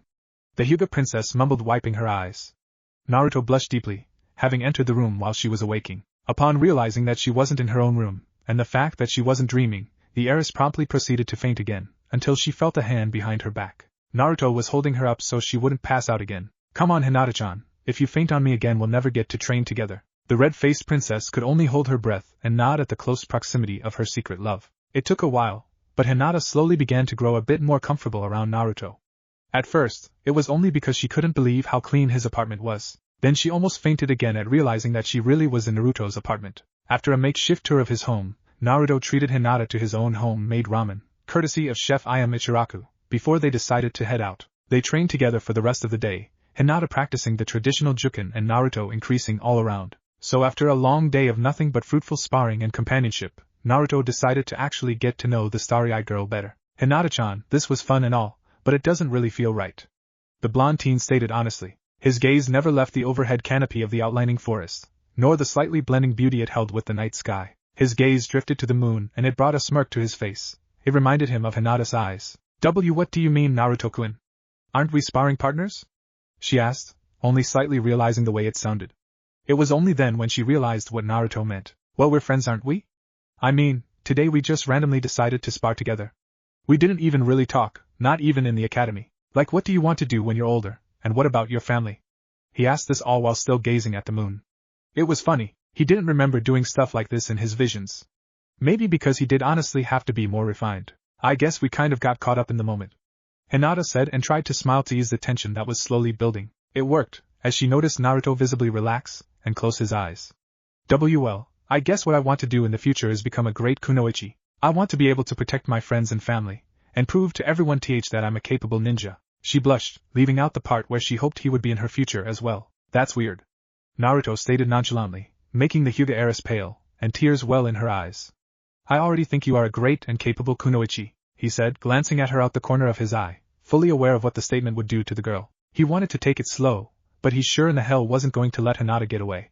They could be friends for a while, but sooner or later, he wanted to make her his. That way, Pain wouldn't be able to. Arigato, Naruto-kun. It's getting late. And maybe we should head back? she suggested. Naruto frowned but agreed anyway. He hadn't learned anything about her, at least, not anything that he didn't already know. Wait, Hinata-chan. There's something else. Naruto leaned onto his elbows. You use the Juken really well, but it's too rigid of a taijutsu for you. Hinata pouted in confusion. What do you mean, Naruto-kun? It's the only taijutsu that my clan uses. Naruto remembered the newer techniques that Hinata had used in the future, and some of the ones that she had created herself. He knew that she would eventually have a Suiton affinity which would most likely lead to her developing such new skills. Then be different. Do you already know your elemental affinity? Hinata nodded, a slightly solemn look adorning her face. Hi, it's water. I'm the only Hyuga outside of my mother to ever have a water affinity. Naruto could tell that it wasn't a good thing for her. Most likely, the Hyuga were mostly a Doton-based clan, Earth. It was evident by their rigid fighting style and stoic demeanor, while Hinata's body was more flexible and fluent, along with her emotions, just like water. Naruto smiled at the girl, snapping his fingers a few times to get her attention. Hey, don't do that. You're too pretty to be all frowned up like that. His words had the desired effect as her face took on the hue of a rose, but her lips curled into a tiny smile regardless. Arigato Naruto-kun, like I was saying, since you have a water affinity, you won't be able to use the traditional Juken as well as the rest of your clan. You're too fast and fluent for it. You can improve it, Hinata-chan, and make a style that not even your father could surpass. Well, with training of course. Do you really think I can, Naruto-kun? She didn't want to get ahead of herself. Listening to Naruto, the short explanation did make sense. She had come to the conclusion several times on her own, but never had she dared to change tradition. However, being around Naruto was seeming to give her a huge confidence boost, one that she hadn't felt since the times of her mother. Of course you can. As long as you don't give up and don't let anyone stand in your way. As far as I'm concerned, you're the strongest genin kunoichi in Konoha, and one of the strongest genin as well. Pretty sure you can kick my ass if you got serious. Hinata blushed deeply at his words of encouragement. No one had shown that much faith in her in a long time. It brought tears to her eyes. The feeling was even greater because it was Naruto of all people giving her this encouragement. With a resolute nod, Hinata's eyes, for the first time in years, shone fierce determination. Already her mind was going through several scenarios of new techniques and fluent patterns to incorporate into her fighting style. Can I walk you home, Hinata-chan? He asked, jumping up and extending a hand to the reddened princess. I would love that, Naruto-kun. She agreed, slowly taking his hand. Naruto chuckled to himself as she trembled. It wasn't how he had planned for the day to go, but Hinata had surprised him. She was much more skilled than all of the girls her age, and he just wanted to keep pushing her to see how strong she actually was. Wait, what did Hinata just say? See, can we hang out again? In a few days, Naruto-kun? Naruto almost stopped walking. Of course, Hina-chan. Anytime you want, you know where to find me. More than you know. Hinata thought, blushing. They walked to the Hyuga gates in silence, either knowing exactly what to say to the other. Hinata hadn't expected to spend the day with the blonde shinobi. She even wondered how she managed to go the whole day while only fainting once around him. This isn't Naruto-kun. I guess I'll see you later. Alright. See ya, Hinata-chan. Hinata prepared to turn and go into the mansion. However, Naruto gently grabbed her shoulder and in the same instant, planted a small kiss on her cheek. Hinata froze, eyes wide. Naruto grinned and dashed off back towards his own home. Hinata slowly turned around, opened the gate and walked back towards the mansion. Silently opening the door, she walked up to her room. Her little sister, Hanabi, stood right in front of her room, smirking arrogantly. So where have you been, Nei-san? She sarcastically added Nei-san, showing no respect for her older sister. Hinata didn't reply, angering Hanabi. I said, where have you thought, Nei-san? Naruto smirked to himself, as he reached his apartment. It was a last-minute thought, but he was sure that kiss let Hinata know how he felt. I will save you this time, Hinata-chan. We'll get stronger together. He thought as he entered the building. Kicking off his sandals and tossing aside his vest, he flopped onto his bed. Alright, so what's on the agenda now? He closed his eyes, slowly drifting to sleep. I guess it's that time. A chill went down Naruto's spine. He opened his eyes and found himself in front of the Kyuubi's cage. The ground was no longer covered in water, but everything else remained unchanged. However, Naruto couldn't see the Kyuubi inside the cage. Hey fox! You here? You damn well better be! He yelled. A grumbling sound echoed from behind the bars and Naruto knew the fox was still imprisoned. Go away, kid. What? Why? Giving up a tail hurt your pride or something? Naruto chuckled, feeling no regret in taunting the fox. I saved your life, you insolent fool. You'd better show a little gratitude, Naruto sighed. Yeah, the fox had saved his life. But come on, it was the nine-tailed demon, the thing that had attacked and damn near destroyed Konoha. Add that to the fact that it was the reason most of his life turned out to be bullshit, and seeing it suffer wasn't as bad as it seemed. Fine fox. By the way, what's the deal with these visions?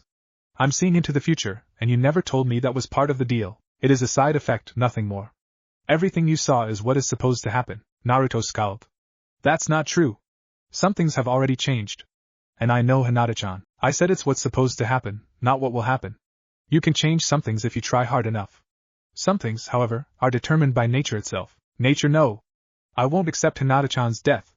I'll save her and everyone else. If that is all you wanted to know, then leave. I want to sleep for a few years. A few years? What about the Chunin exams? And Sasuke? Naruto asked in a panic voice. You have one tail of my chakra coursing through your tainted veins, don't you? You are smart enough to get stronger on your own to defeat the Hyuga and the Uchiha. Now be gone. Your voice annoys me. The fox went silent and Naruto was pulled from his mind. However, the Kyuubi opened one eye after Naruto was already gone. It looked back at its swaying tails. It only had 7 left. In the real world, Naruto groaned and turned over in bed.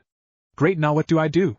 He thought, trying to fall asleep completely. However, as he closed his eyes, he felt himself being forcefully pulled. Opening his eyes again, he found himself on the ground, several black rods sticking into him and pinning him to the ground. What the hell? He tried to move, but the pain stopped him immediately. What's going on here? I'm just being selfish. Hinata-chan? No. Not again. Why am I still seeing this if it's not going to happen? Naruto screamed in his mind. Some things just aren't meant to change. You showed me the right way, Naruto-kun. You were there for me. You helped me get stronger. No. Hinata-chan. It won't end like this, I promise you. His voice wouldn't come out, and he could still feel the pain from the stakes in his body. I was always chasing you, wanting to overtake you. I just wanted to walk with you. You gave me that, Naruto-kun. I just wish I would have told you then. We never got together still? Why? As if she had heard him, Hinata kept talking. I'm sorry, father never allowed it, Naruto-kun, but seeing you whenever I got the chance kept me going. And Hiashi? Naruto was on the verge of tears. I'm not afraid to die protecting you because Naruto closed his eyes, cringing as tears stung his cheeks. Love you? Hinata-chan. The rain settled over Konoha like a bad omen. 2 days prior, an appalling standstill left the village in melancholy. No one knew it happened except one blonde shinobi. Now, on the morning of the 3rd day, the rain was pouring like saban. The Jinchuriki had yet to leave his apartment. A knock sounded at his door. Someone was knocking again. It was the 3rd time. He hesitantly stood on 2 shaken legs. The vision 2 days ago, it had left him traumatized. To see it again, with even more clarity, with even more feeling, it was as if he was actually there that time. Naruto, open the door. Sakura's voice called just as a crash of thunder sounded. Not knowing what else to do, he slowly opened it, instantly stepping aside to let the bubblegum-haired kunoichi inside. Letting down the umbrella she held, Sakura paused for a second, taking in the clean apartment she hadn't expected to see. Getting over it after a second, she turned to the pale blonde. No wonder you didn't show up to training, you look terribly sick. Naruto looked at his hands and indeed, he was as pale as paper. His body even ached, as if he had just been in the fight of his life. What happened to you? She asked, cocking an eyebrow. Slowly catching up to speed, Naruto shook his head to clear his thoughts. What are you doing here, Sakura-chan? He asked, his voice coming out hoarse. Sakura put her hands on her hips. I come to check on you and that's the greeting you give me? She smirked slightly, seeing the small blush pass his features. That's just it. Why did you come to check on me? He mumbled, but Sakura heard him, getting slightly hurt from the statement. She sat on his couch and sighed. I was worried, Baka. I wanted to apologize. So you came through the rain just to do that? Naruto was just saying whatever came to mind. It wasn't intentional, not completely. However, a smack to his face completely woke him up. Yes. I trudged through the rain and mud to come and apologize to you, Naruto. She shouted, a tear in her eye. As Sakura-chan. I'm sorry, I didn't mean to. You know what, forget it, Naruto. I thought you were different than when we were in the academy, but now I see that you've only become a jerk. I should have known better to think anything else. She cried and walked towards the door. As Sakura-chan. Wait, I said I'm sorry. You can't go back out there, you'll get as sick as me. Sakura paused. He had a point, but she didn't want to be there anymore. She had thought that she could confirm something by going to him. By going to him while a storm was brewing. She thought that he would welcome her, arms wide open. She just wanted to see what it would feel like to be held by him once. But she wasn't expecting the greeting she got. Baka, she mumbled before returning to the couch. Honestly, I don't have a clue what's going on here. Even if she was just checking up on me, why the hell would she come when it's pouring down outside? I really hope Sakura isn't this stupid. Sakura sat on the couch, holding herself. She was thinking that she shouldn't be there in the first place. Impulse had made her want to see the blonde since her thoughts a few days prior. She hadn't seen Sasuke and her mind kept drifting to the blonde. All because he's nice to me? No, I have to see if I can truly be attracted to him. She looked up to see Naruto staring at her. She blushed and frowned. What are you staring at, Baka? When she didn't get an answer, she looked back up. Naruto lulled on spot and then collapsed to the ground. Sakura immediately jumped to her feet and ran to him. And Naruto? Are you okay? She shook him slightly. Of course he's not okay, he just passed out. Sure mate, what do I do? Hearing Naruto's breathing grow heavy, she began to panic. No, no, no! Why did I have to come over here? Damn you for being sick, Baka! She cursed Naruto, as if it was his fault to intentionally be sick. As Sakura be bathroom, Naruto breathed out heavily. Naruto had a good idea of what was happening to him. The fox was hibernating, meaning he was as close to being alone in his body as he could get without actually releasing the demon. It felt weird, and it was something he hadn't anticipated on happening. He would have to get used to relying on his own strength for a while. Feeling Sakura's presence disappear into his bathroom, he slowly did several hand signs and focused on letting his chakra flow throughout him. He cursed himself for feeling so weak. The amount of his own chakra that he had stored up inside of him was pathetic compared to the amount that Kyuubi usually let course through him. The only saving grace was that he still could do everything that he could before the Kyuubi started hibernating. What am I looking for, Naruto? She cried. A warm towel and soldier pills, he said, not being able to think of anything else. She did as he said, coming back and putting the towel on his forehead. At this point, he was starting to feel a little better, though his body felt extremely hot. He began to grow lightheaded again, however, he felt aware. More aware than usual. His breathing began to grow heavy again. Sakura popped a soldier pill into his mouth and helped him swallow it. On her part, Sakura was starting to calm down as she noticed his breathing evening out. She let out a sigh of relief and watched as he closed his eyes. He looked as if he had fallen asleep, but she couldn't really tell. A small blush found its way to her face again when she realized how innocent he looked in this state. Calm, peaceful, and cute even. Hesitantly, she reached out and stroked one of his whiskered cheeks, flinching as he shuddered from the touch. When she moved her hand away, his face followed, almost as if he didn't want the touch to end. Blushing even more, Sakura looked away, finding interest in the abundant space of Naruto's apartment. There wasn't much at all, she realized. They were in his living room and all he had was a sofa, a small table with a withering plant and a small analog television. To the left of the living room, facing the door, was a small open kitchen area with a small stove and fridge. On the outside of the kitchen area, down a small hall, was a door leading to the bathroom, and just a bit farther than that, Naruto's bedroom. It must be so lonely living here alone, she thought. Her thoughts drifted endlessly, though she didn't realize the one true reason she was there. Sakura was at the age where girls dreamed. There was no way for her to realize that what she was starting to feel for Naruto was the same thing she was feeling for Sasuke, a crush. It wasn't a strong emotion, nothing even close to love. Maybe even the base forms of lust. She was attracted to a simple thing, and that made the adolescent preteen want to pursue those small, warm feelings. This was not something that was rare, or even personal. If someone like Shikamaru or even Kiba would have shown some emotion like Sasuke or Naruto, Sakura may have been attracted to them as well. These thoughts eluded her, however, which in turn led to the blooming crush that she now had on Naruto. Her future faded, that very instant. Sakura Haruno's path into the absolute future had become transient. A small wind blew over her, making her shiver.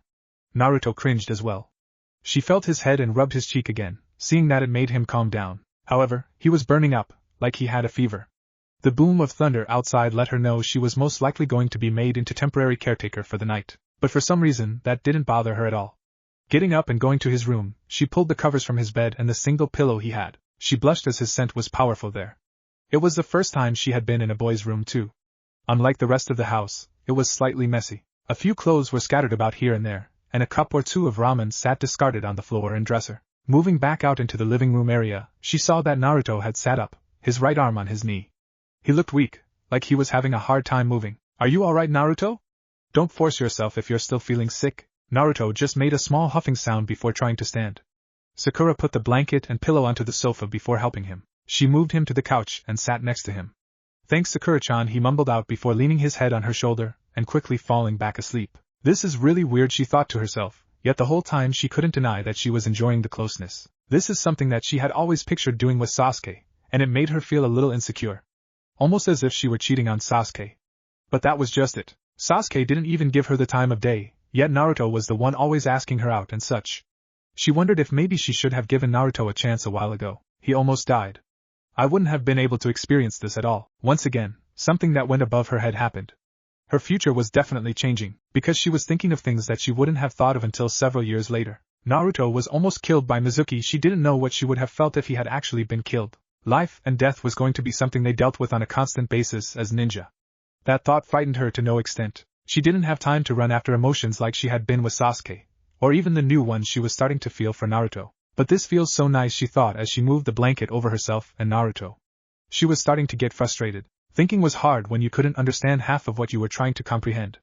Even more, she had been wanting to be held by Naruto, not hold him. But for the life of her, she couldn't see a problem with it as much as she wanted to. After exhausting her tolerance for the unknown for one day, Sakura slowly closed her eyes, her own head leaned against Naruto. In only a matter of seconds she was asleep as well. She was reading.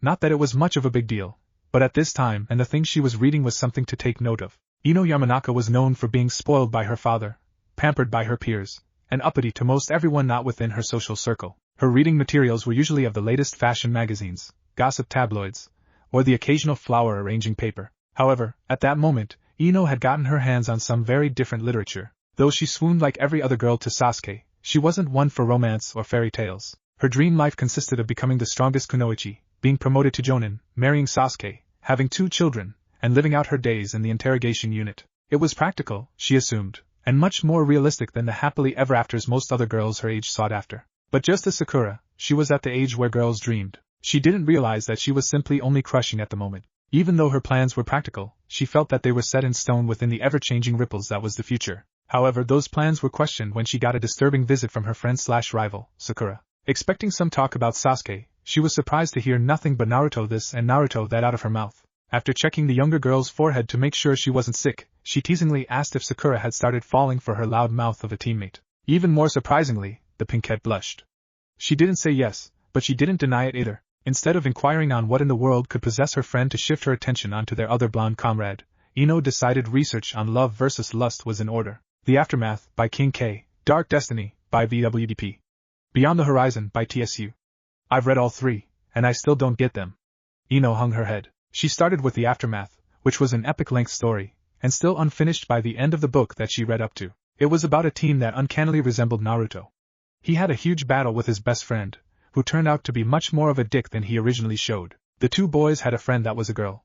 She had a crush, in Ino's opinion, on the best friend that was the dick. And even when the main character, the one whom resembled Naruto, was injured after their fight, she only cared about the one who had betrayed them. She understood that the Naruto-like character had always had a crush on the female, and that it had developed to the point where he would probably give his life for her. But she just didn't see it, and in the end, she would lose her chance to a girl whom had always truly loved the Naruto-like character. That is so Hinata.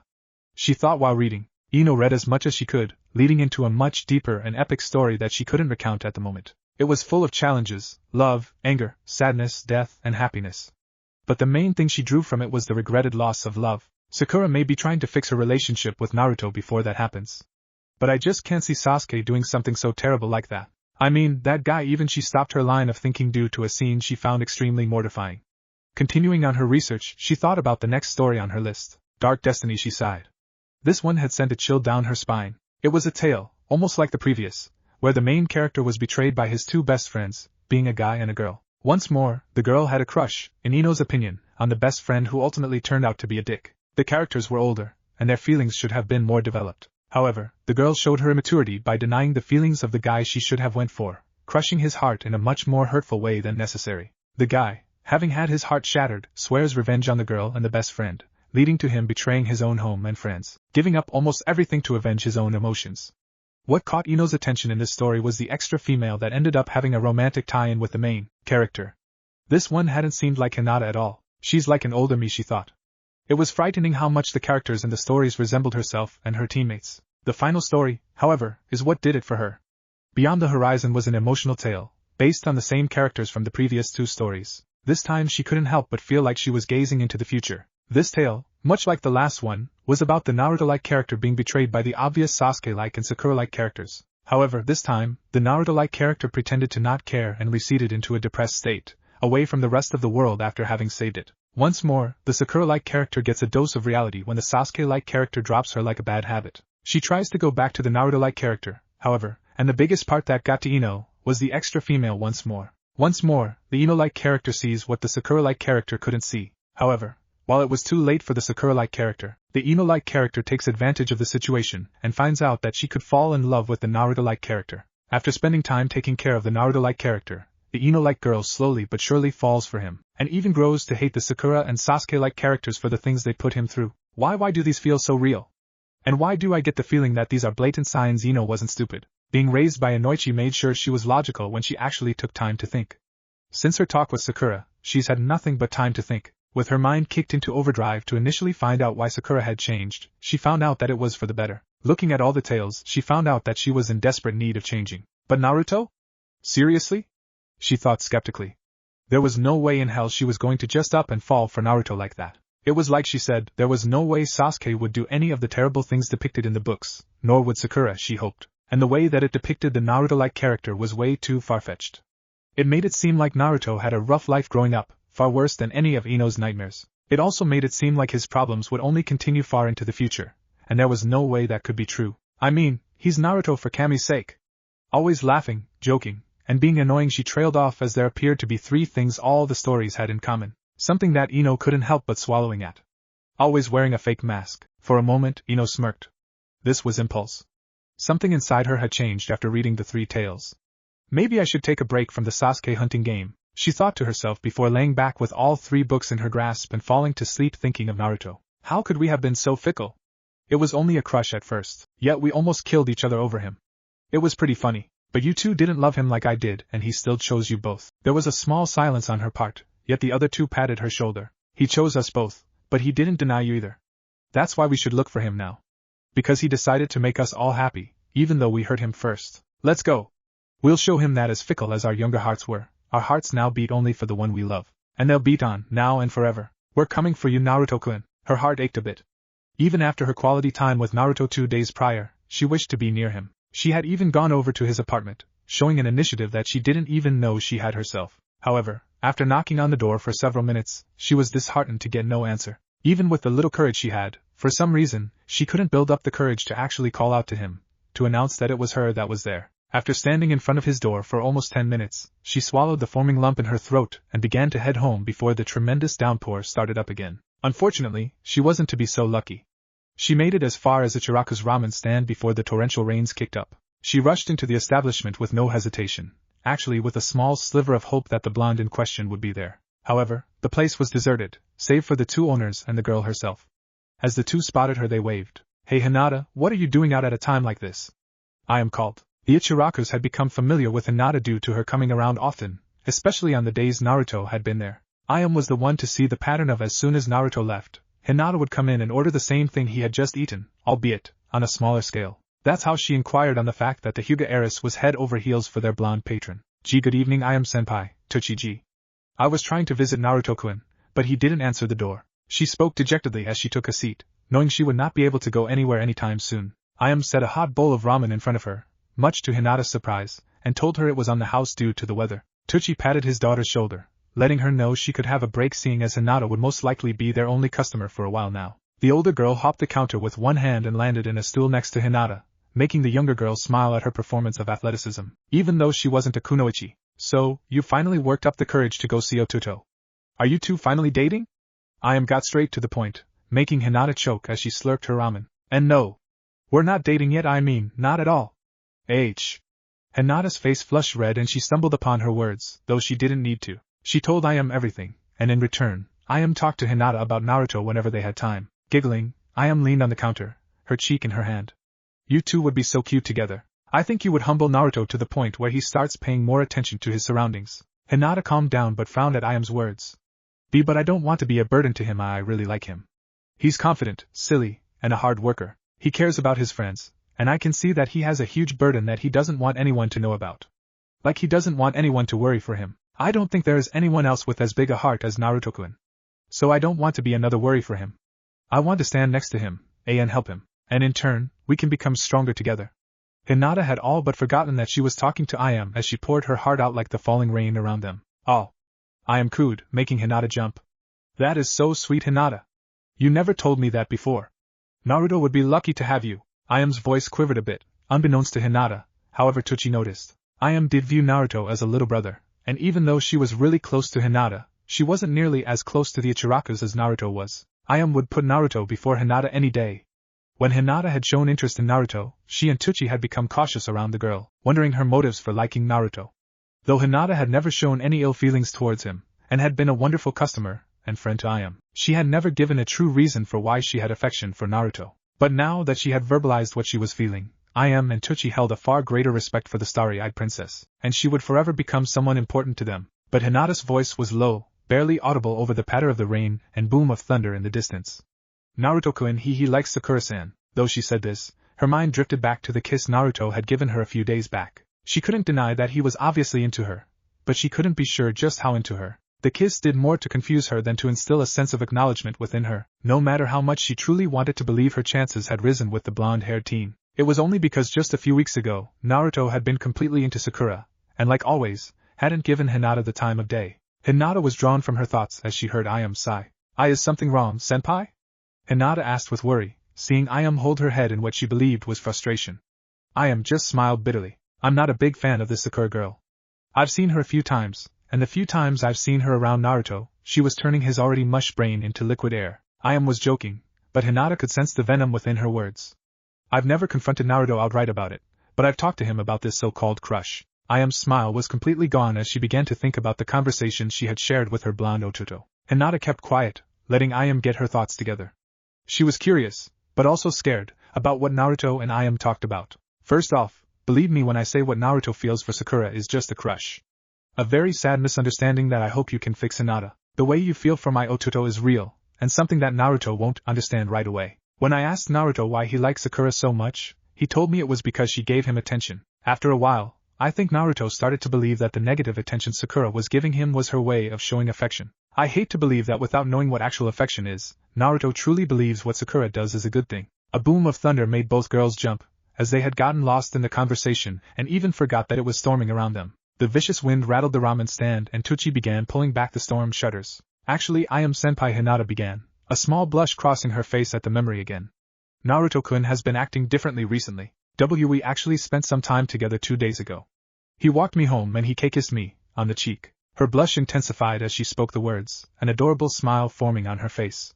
She had to admit, thinking of the kiss was making her feel a lot better. Ayam, however, was sitting with her mouth hung open, simply staring at the Hyuga heiress. He what? She shouted, the sound amplified due to the closed-in space. Hinata jumped again, Ayam's voice being akin to the boom of the surrounding thunder. Ayano, what's wrong now, senpai?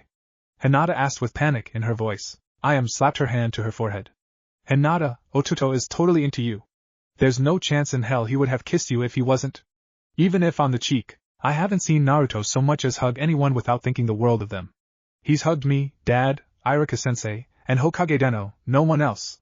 He kissed you, Hinata. The passion in Ayam's voice wasn't lost on Hinata as she felt her heart swelling with emotion. When she thought about all the times she had seen Naruto, it was true, Naruto made very little physical contact with other people, probably one of the reasons he had believed Sakura's physical contact was affection. However, she had never, ever, seen Naruto kiss anyone. That meant, I was his first kiss. Hinata thought with wide eyes.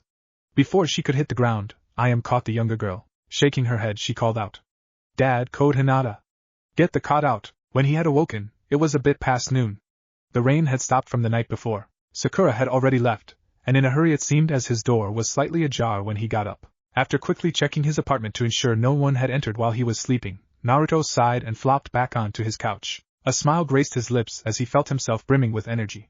He felt as if he could go toe-to-toe with Gaara 10 times over. Alright, ignoring the weirdness that was yesterday, what's on the agenda for now? Naruto groused to himself, though he was finding it hard not to think about Sakura being there for him the day prior. For all intents and purposes, Naruto was trying his hardest not to think that the girl may have actually started to become interested in him. As much as he still held some form of affection for her, Naruto honestly just wanted to be with Hinata. To solidify his thoughts, he pegged it off as a passing fancy, something that Sakura would probably have gotten over already, and if not, then soon. Moving on to the next thing on his mind, Naruto frowned.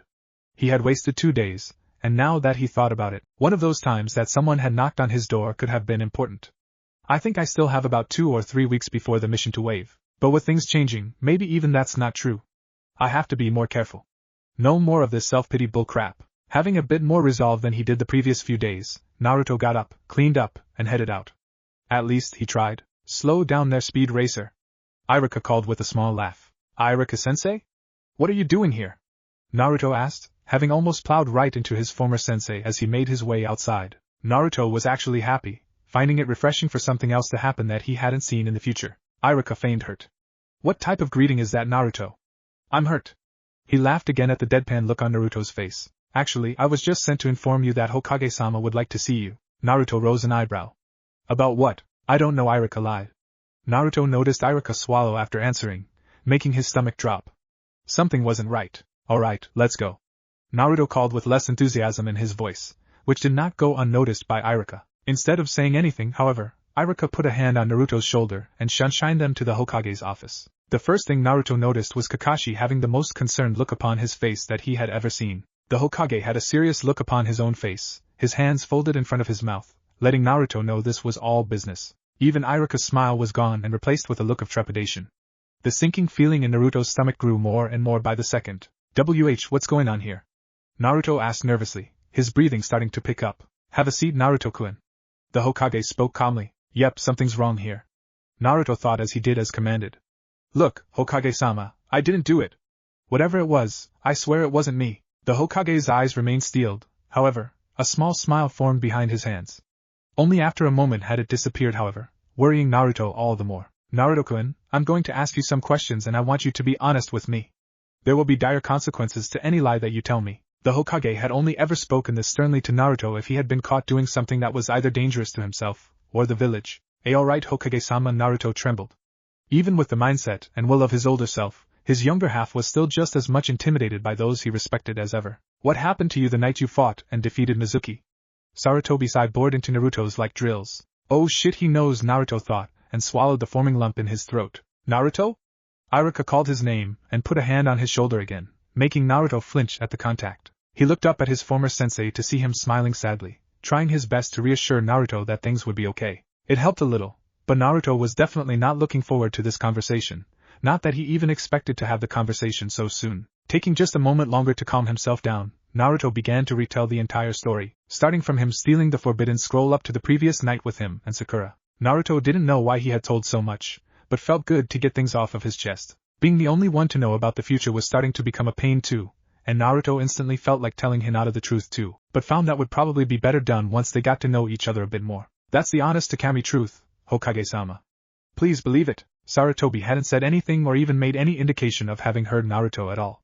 Through the entire tale, the Hokage just kept his eyes steeled and on Naruto. Kakashi had frowned quite a bit, especially at hearing that Sasuke deserted the village. Iruka of all people was seething in anger, especially at how little he seemed to be around for Naruto in the future. Regardless of whether Naruto was telling the truth or not, he was definitely going to start putting forth more of an effort to be there for his self-proclaimed little brother. After subjecting Naruto to several more seconds of an unreadable glare, Sarutobi sat back in his chair and sighed deeply.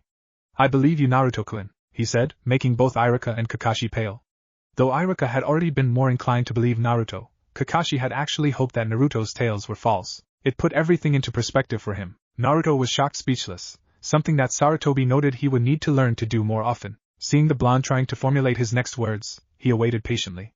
But why?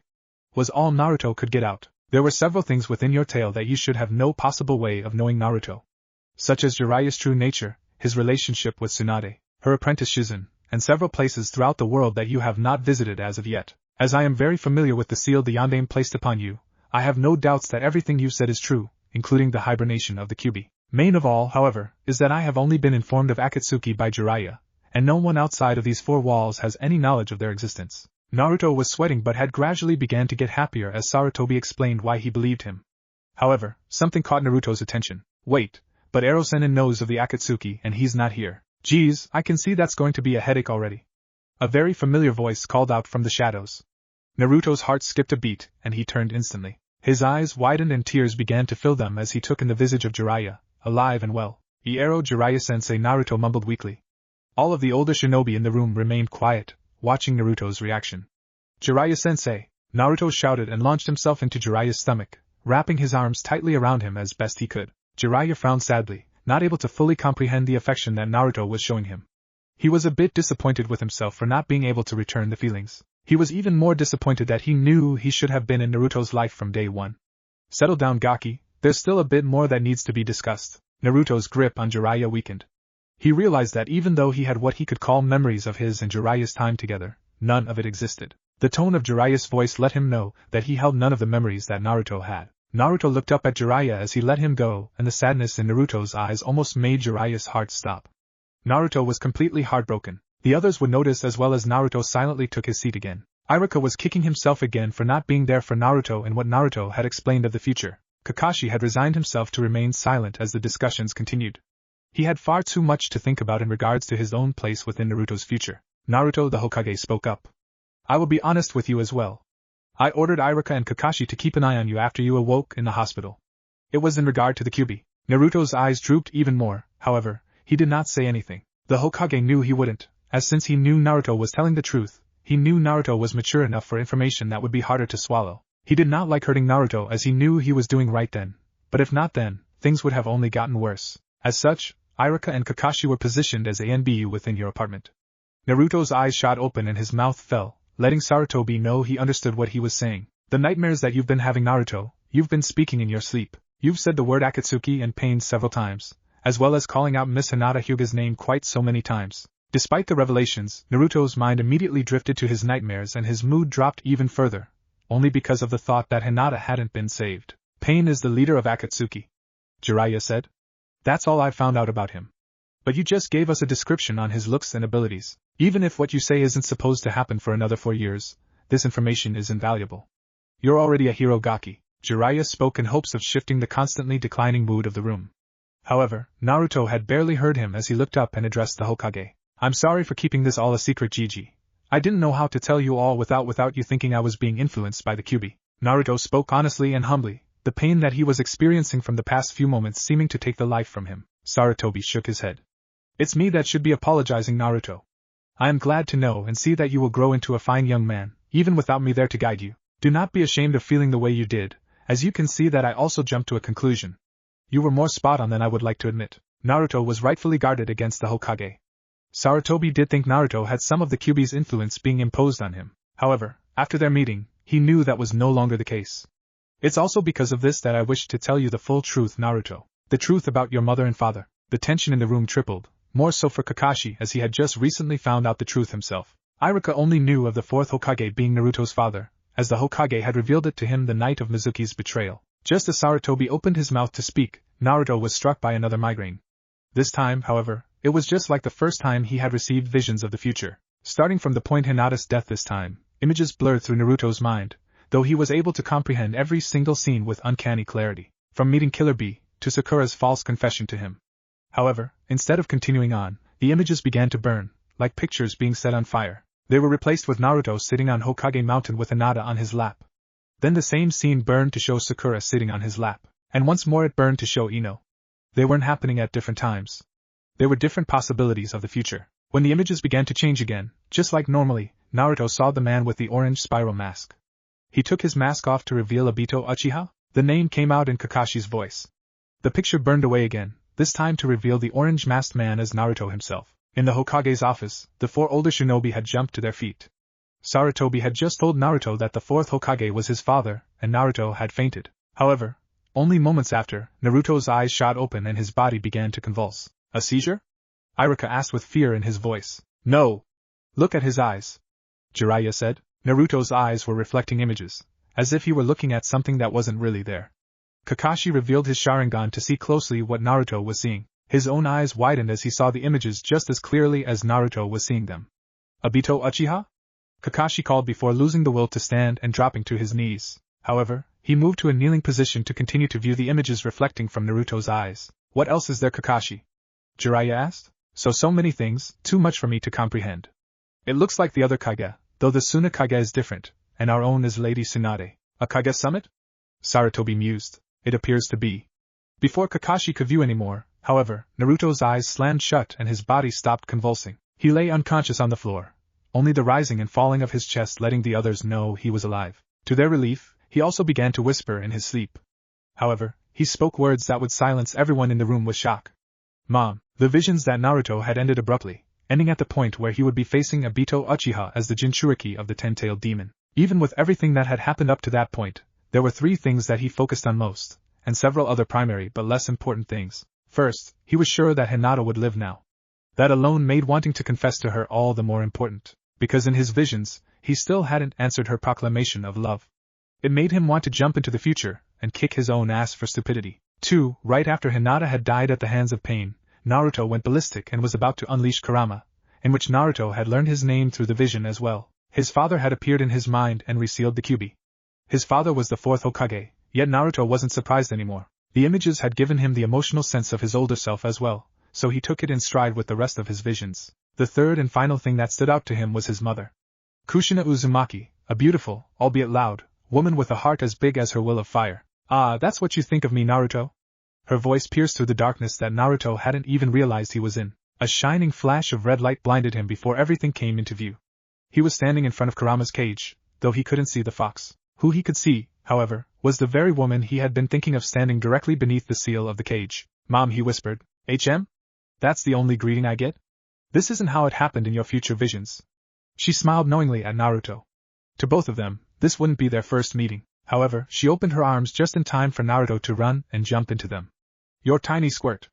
I'm glad I got to meet you as both a child and a grown man. Ka-chan. I'm glad to see you again, or to meet you, or fuck it, I'm just happy you're here.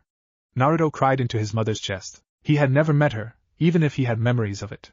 He didn't care, for as far as he was concerned, this truly was their first meeting. Another presence would make itself known, coming from the corridor that Naruto usually took to reach the fox's cell. She gets tears and a hug, yet I get punched in the gut? Minato Namikaze spoke as he scratched the back of his head with a wry grin on his face. Tu-san. Naruto called and launched himself into his father's arms next. That's more like it. Minato laughed and hugged his son close. Kushina walked over with tears starting to form in her own eyes. She wrapped her arms around them both the best she could, putting Naruto right in the middle of them both, his head on Minato's shoulder. Hello, sweetheart. Minato whispered to Kushina. Kushina leaned in and kissed him passionately, something that they had not been able to do for some time. After a few seconds of not realizing their son was still sandwiched between them, the two leaned back. Hello, love. Kushina whispered back with a loving smile. Naruto suddenly puffed into smoke and appeared by the Kyuubi's cage. Kami, I couldn't breathe. Did you have to kiss that long? Geez, I could even feel Mom's getting hard through her clothes. Naruto mock-gagged. Kushina's face lit up redder than her hair, and she folded her arms in a not-so-subtle attempt to hide herself. Minato couldn't help it and burst into laughter. Kushina turned her glare on her husband. That's not funny, dear.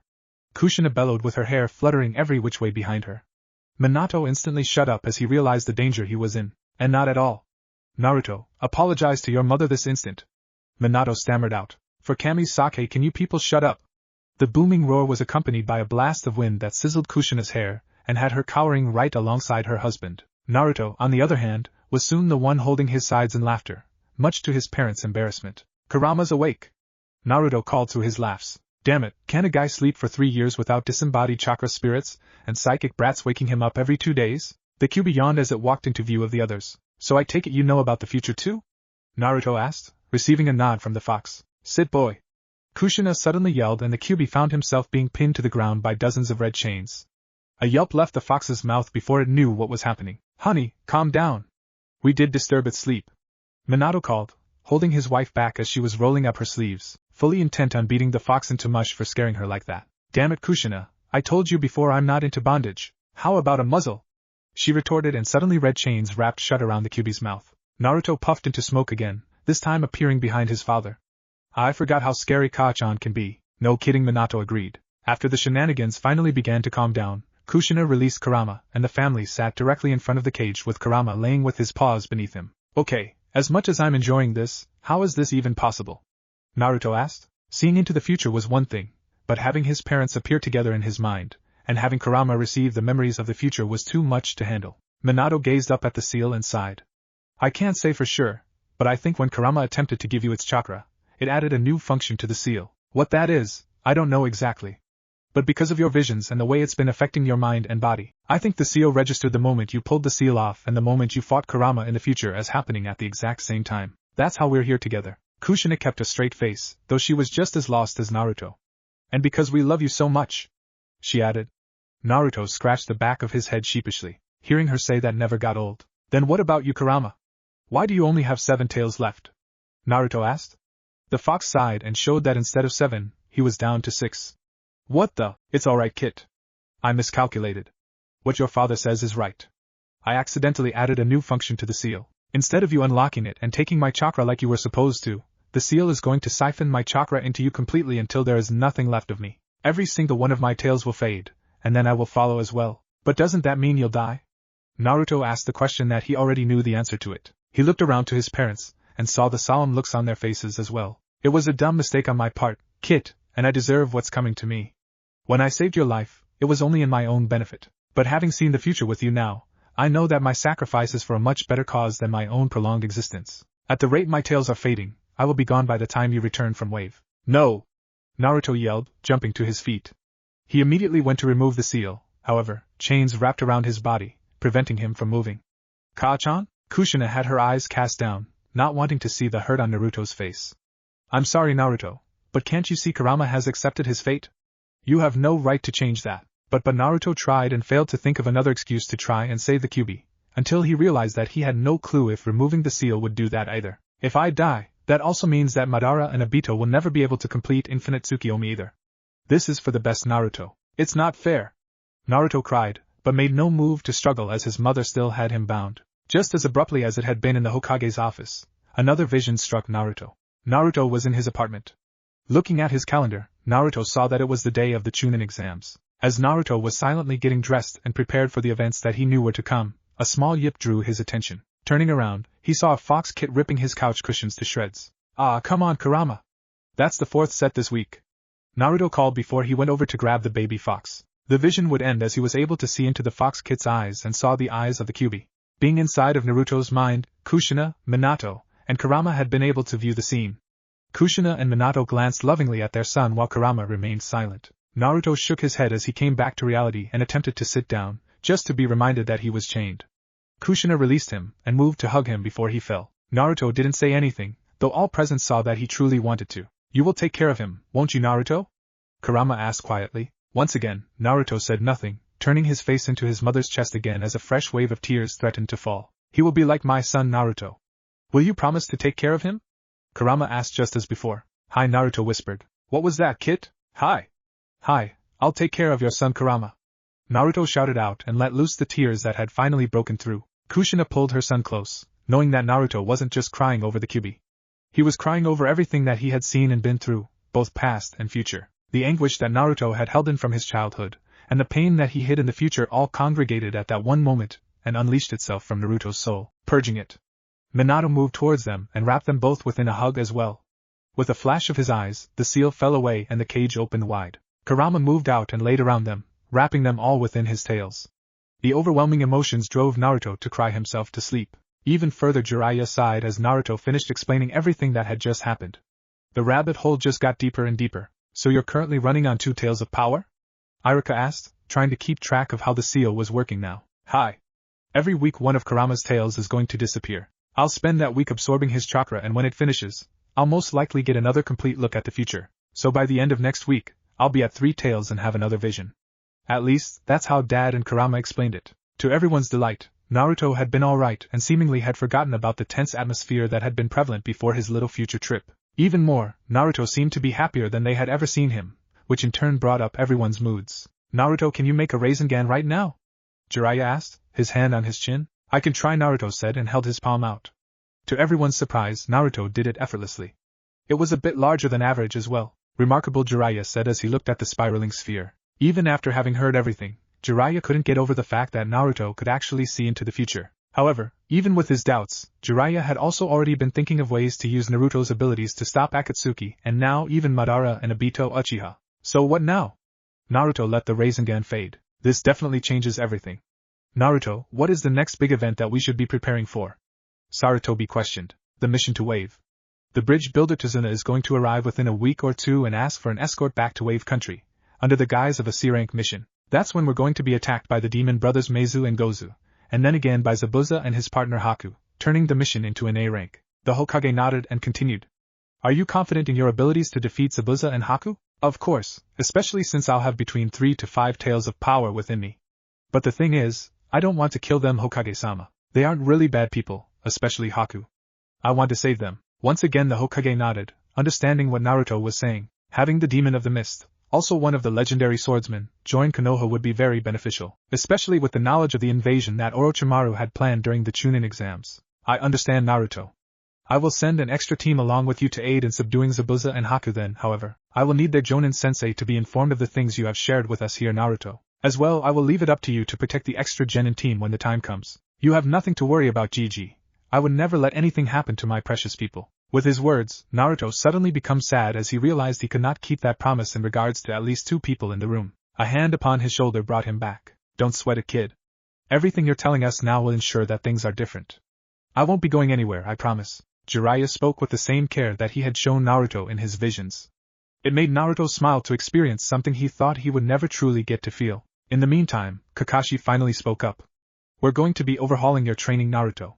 Sakura and Sasuke too. I'm ashamed that I would send you and Sakura into the Chunin exams with such little knowledge, and I apologize sincerely. I'll be teaching you Sage Mode before you go to Wave 2 Gaki. I'm sure Ma and Pa will understand once we explain the situation, and it shouldn't take you too long since you've already done it once. Jiraiya was still stroking his chin, showing that he was thinking as he spoke. It had been a while since anyone had seen Jiraiya being so serious. Iruka sighed.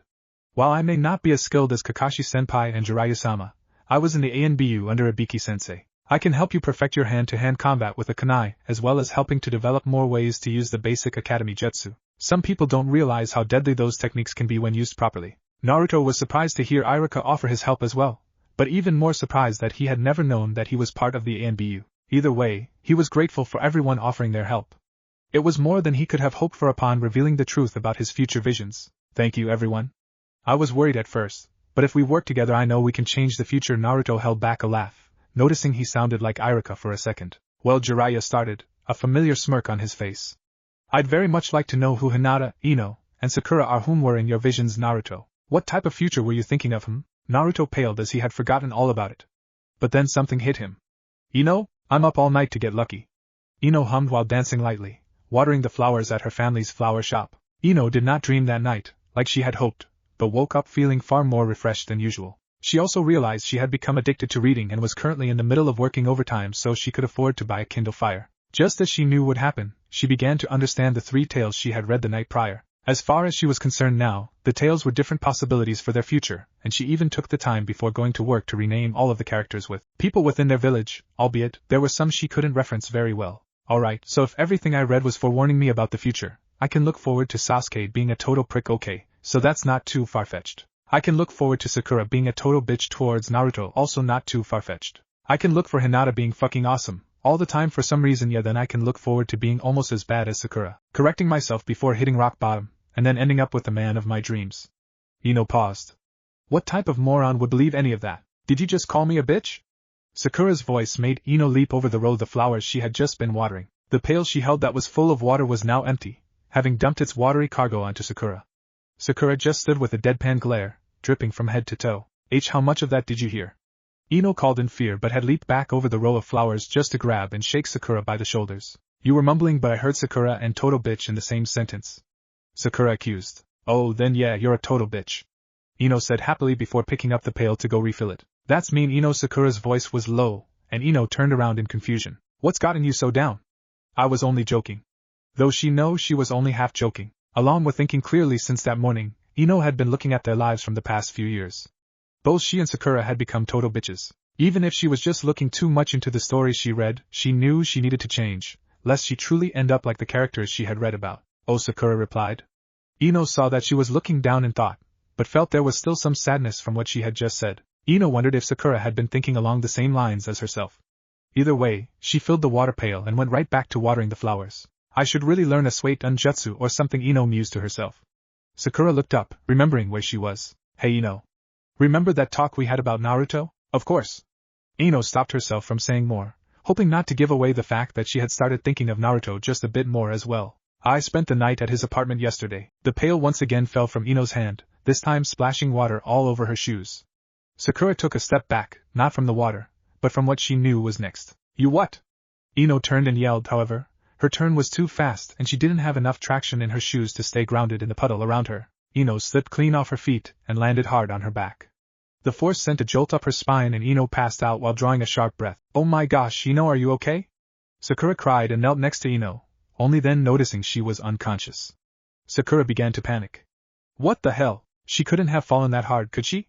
Reminded of the previous night, Sakura immediately went to find an adult. She didn't want to go through what she did with Naruto again. Ugh, that hurt like hell, Ino said as she sat up. Oh my gosh, Ino, are you okay? Sakura cried while kneeling next to her. Yeah, I'm fine. Now what's this about you spending the night with Naruto? Ino asked. However, Sakura's face took on alarm and she stood up, running farther into the flower shop. Hey, forehead, where are you going? Sakura showed no signs of slowing, or even of hearing Ino at all. What the hell? Ino thought, but realized her voice was just as loud as when she was talking to Sakura just then. Whoa, she said aloud and thought at the same time, creating an echo. What the hell is going on here? Standing up, Ino rubbed her back in pain before turning around to see the mess on the floor. However, instead of just water, Ino's eyes went wide at the sight of her own body laying lifeless on the ground. Holy shit, am I dead? Her stomach dropped as she blinked several times, yet the body lying on the ground was still her own. No. I can't be dead, this is some straight up bullshit. You're not dead, Ino, but you're really close. The voice of Inoichi Yamanaka echoed around his daughter. And spirit or not, watch your mouth, young lady. Daddy, where are you? What's happening to me? Ino cried out, once again thinking and speaking at the same time. Calm down, sweetheart, and think, don't speak. I'm on my way with Sakura, she just told me what happened. Just as he said, Inoichi and Sakura appeared from the greenhouse of the flower shop and stopped over Ino's body. Sakura was crying, obviously thinking the same thing Ino had. It made Ino smile knowing that even with their rivalry, she and Sakura still cared for each other. Inoichi looked at Ino's body and placed a hand upon her forehead. You still there, sweetheart? Yeah, daddy, but what's going on? Ino was smart enough to notice that even though Inoichi was talking to her, he couldn't see her. Even more, when Inoichi placed his hand upon her body, Ino felt it. You most likely damaged your spine with that fall, baby girl. It sent your body into shock and your mind instantly tried to eject itself from your body to ensure that you would not suffer brain damage. It's an innate ability of our clan, one that we haven't figured out how to do consciously yet. Actually, this is the first time in 20 years this has happened. Can you fix this, daddy? And my spine? She asked in fear of being crippled. Unfortunately, no. If I try to pull your mind back into your body before we find out what's wrong with you physically, your mind will attempt to eject itself again, and that may cause it to reject your body altogether. You'll be the literal definition of a ghost. But what am I supposed to do then? I don't want to be a ghost, daddy. She sobbed. Calm down, baby girl, and listen. There is one person I know of who can fix this, but it may be weeks, probably even months before I would even be able to get into contact with her, and that's if we're lucky. Who is it, daddy? I don't care how long it takes, as long as we fix this, Inoichi sighed. Then we need to find out where Tsunade Senju of the Sannin is. I'm a freaking ghost. Ino cried as she floated in front of a mirror but saw nothing at all. She floated upside down and right side up repeatedly in a cartwheel motion, tears falling both up and down as she did. Inoichi sighed as he heard his daughter still complaining as she had been doing for the past 10 minutes upon discovery of her body. Ino, why don't you look at the bright side? You may be the first person to figure out what exactly this ability of ours does. Why don't you go experiment? He called, hoping to just get the girl out of his hair while he had field medics take Ino's body to the hospital. I don't wanna. Ino whined again, this time reminding Inoichi of how she had been when she was younger. Those were words he had hoped he wouldn't ever hear again, but unfortunately, his memory proved to be just as good as you would expect a Yamanaka's to be. Ino, eat your vegetables, it'll make sure you keep your figure. Inoichi tried to feed his 4-year-old daughter some broccoli, but she turned away vehemently. I don't wanna. Ino, eat your meat, the protein will keep you strong and fit. Inoichi coaxed his 5-year-old daughter. I don't wanna. Ino, eat something please, you're wasting away to nothing. Inoichi pleaded with his 12-year-old daughter. I don't wanna. Now look out, our genin test is today. Inoichi's sweat dropped. Was that last week? Ino had heard her father's thoughts, and rolled her eyes before floating towards the door of the flower shop. I'm going already, daddy, jeez. She threw her hands up in frustration though she knew he wouldn't see it. Without so much as stopping, she flew right through the wall of the shop. Stupid water being slippery. Stupid daddy being so nonchalant. Stupid ability to walk through walls like a real ghost. Ino paused as she floated in the middle of the road. To confirm the realization she had just come to, somebody threw a ball that soared right through her. She hadn't even felt it. Holy crap, this is awesome. Before she could think more on what she could do with her new ability, the boy whom had thrown the ball ran right through Ino as well. This time, she did feel something. Her entire being pulsed outwards, and she could feel her heart rate rise exponentially. A bright flash occurred as this happened as well, and when Ino could see again, she had no control of her body. She felt really short and stubby. For some reason, she was running after a ball with her hands outstretched. When she reached the ball, she noticed it was the same one that had flown right through her. However, the hands that picked up the ball were far too small and chubby to be her own. I got it. She felt herself call out, however it most definitely wasn't her voice. She wasn't a boy, and she had already hit puberty. As the body that wasn't hers began to run back towards the other waiting children, Ino tried to stop herself from moving. After just a moment of resistance, another flash blinded Ino and she was on the ground, watching as the little boy she had just entered ran towards his friends. She floated back upright and patted herself down. What the hell was that? She wondered aloud, frustrated that more weird things were happening to her. However, she wasn't so naive as to not realize that she may had just figured out yet another ability that came with being a ghost. It was almost like our Shintenshin Jutsu, but I couldn't control his body. Or at least I didn't try. He didn't know I was there either, so he wouldn't have been able to push me out with his will. That's pretty neat. Ino made sure to avoid running into people again. However, not being sure if the ability had any negative repercussions or not. She would really enjoy getting to understand the ability, however. She was still more worried about getting back into her own body than into someone else. Sasuke Kyuubi, Ino immediately thought and flew straight upwards. She spun around in a circle with a bird's eye view of the village until she found the Uchiha compound. Just as she was about to fly over and see if he was home, Ino heard her father's voice again. Ino, go to the Hokage's office and see if you can communicate with him.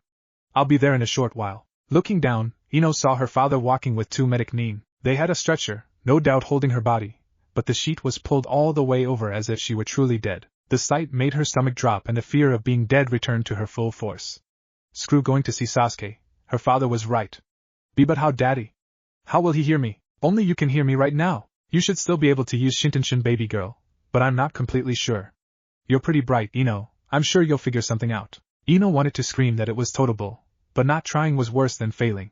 With only a huff, Ino changed course and flew towards the Hokage's office. Inoichi knew she was gone as she said nothing else.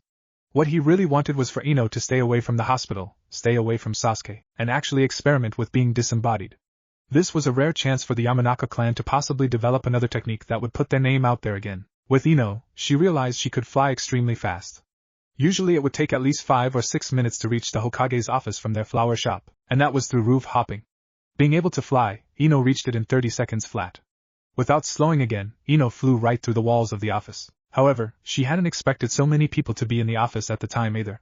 She saw the Jonin sensei for Sakura's team, Kakashi. She remembered his name being. The Hokage was at his desk, Iruka sensei was there for some reason, and Naruto had just sat down. Having taken in all of the patrons of the office in literally moments, Ino didn't have enough time to slow herself down before she flew straight into Naruto. Once again a bright flash blinded her, and she felt her presence spreading outwards. Her heart rate sped up, and when she was able to see again, she was looking directly at the Hokage. Shit, this wasn't supposed to happen. Ino cried and immediately began trying to leave Naruto's mind. However, no matter how much she tried to remove herself from his mind, she couldn't so much as hear the outside world. It was as if something was blocking her from getting out. What the hell? Shit, I knew this ability was too good to be true. Naruto-kun, I'm going to ask you some questions and I want you to be honest with me. There will be dire consequences to any lie that you tell me. The Hokage's voice spoke to Ino/Naruto. Ino stopped struggling as she noticed how tense the atmosphere was. Naruto was scared, she knew. Not because she could feel his emotions. It was because the way the Hokage spoke frightened her as well. What the hell did you do now, Naruto? She wondered and took in the scene. Alright, Hokage-sama, she felt Naruto tremble. What happened to you the night you fought and defeated Mizuki? The Hokage asked. Ino gasped. And Naruto defeated Mizuki-sensei? But how? Mizuki-sensei is a chunin. I thought Iruka-sensei defeated him. To answer Ino's question and then some, Naruto began to explain that night and everything that followed. Ino was once again trying her hardest to break free of Naruto's mind. This was all too much for her. Naruto could see the future? Plus he had the Kyuubi inside of him. On top of that, the things that he had said were most definitely within the books she had read. This can't be real. There's no way Naruto can see into the future, soul-raping brat. Stop your miserable screeching and come to me. A booming voice shook Ino's very existence, and she dropped to her knees. To her surprise, she was no longer seeing through Naruto's eyes. She was in a long sewer-like corridor. However, the voice took the forefront of her thoughts as she knew exactly what it was that was calling out to her. If what Naruto told the Hokage was true, then the voice could only belong to Kyuubi? Ino whimpered out, realizing she would have wet herself if this was the real world. Meanwhile, at Konoha Hospital, Inoichi-sama, Sure nurse, Ms. Nanako Aika, called to the head Yamanaka. Inoichi was just finishing up legal documents to have Ino admitted into the hospital for an undetermined amount of time. Yes, what is it? Inoichi handed another nurse the documentation and entered the room where his daughter was. I don't know why, but your daughter just wet herself. Inoichi paled and turned away. That's very unfortunate. Please undress her and burn the clothes. Sir? Ms. Aika asked in confusion. If anyone finds out about this and Ino finds out, she'll kill everyone and then herself. Please be rid of the evidence. Yes, sir! Nanako cried, now seeing how dire the situation was. Very smart, brat, now make your way to me if you want to live. Every fiber of Ino's existence was screaming not to do it. However, she was positive that the Kyuubi would kill her either way. On a whim, she began to swiftly float through the sewer-like space, rounding corner after corner with only one direction to go. Soon, she came to an opening that was of a large red cell with a seal on it. Welcome, Yamanaka brat. Kurama spoke directly to her now, his voice no longer echoing around her. Ino trembled and swallowed in fear before finding the sliver of courage to speak. What do you want from me? Kurama walked directly in front of the cell, letting Ino see just how large and menacing he really was. He sat on his hind legs and let his tail sway around him. Ino, not wanting to look the demon in the eyes, watched its tails hypnotically. However, that's when she noticed something. Only 7? She asked aloud on accident, though she realized that she was, thinking would have done no different. Before Kurama could answer her, everything around them changed once more. In an instant, Ino was surrounded by rapidly flashing images. Each one seemed to be set within a large picture frame all their own, but they were moving as if they were movies. She looked around in horror, afraid that the Kyuubi was doing something to harm her. However, she saw the fox's eyes shifting rapidly and taking in all of the images as well. Calming down just a bit, Ino began to look at the images and put 2 and 2 together. The future? She wondered aloud. Then some of the pictures began to burn away and in their places, new pictures formed. That part, she didn't understand. As she raked her brain for a meaning, she saw a picture that showed Naruto sitting on Hokage Mountain with Hinata on his lap. The scene made her blush, and she smiled that Hinata would finally get her chance to be with Naruto like she had wanted. However, the scene burned away and revealed Naruto sitting with Sakura in the same position. Ino's eyes widened and anger filled her slightly. Is it showing what's going to happen or what could happen? Sakura did say she spent the night with him. Once more her thoughts were interrupted as the scene burned again. Ino's jaw would have hit the ground if it physically could. Sitting on Naruto's lap this time was Ino herself, a look of sheer joy and bliss shining through. The scene did not remain long and burned away to reveal other different scenarios, and though Ino didn't want to take it all in, she somehow was able to retain all of the information. Something that stung at her heart was watching her and Shikamaru's father be killed by the Kyuubi. All of it was clear to Ino now.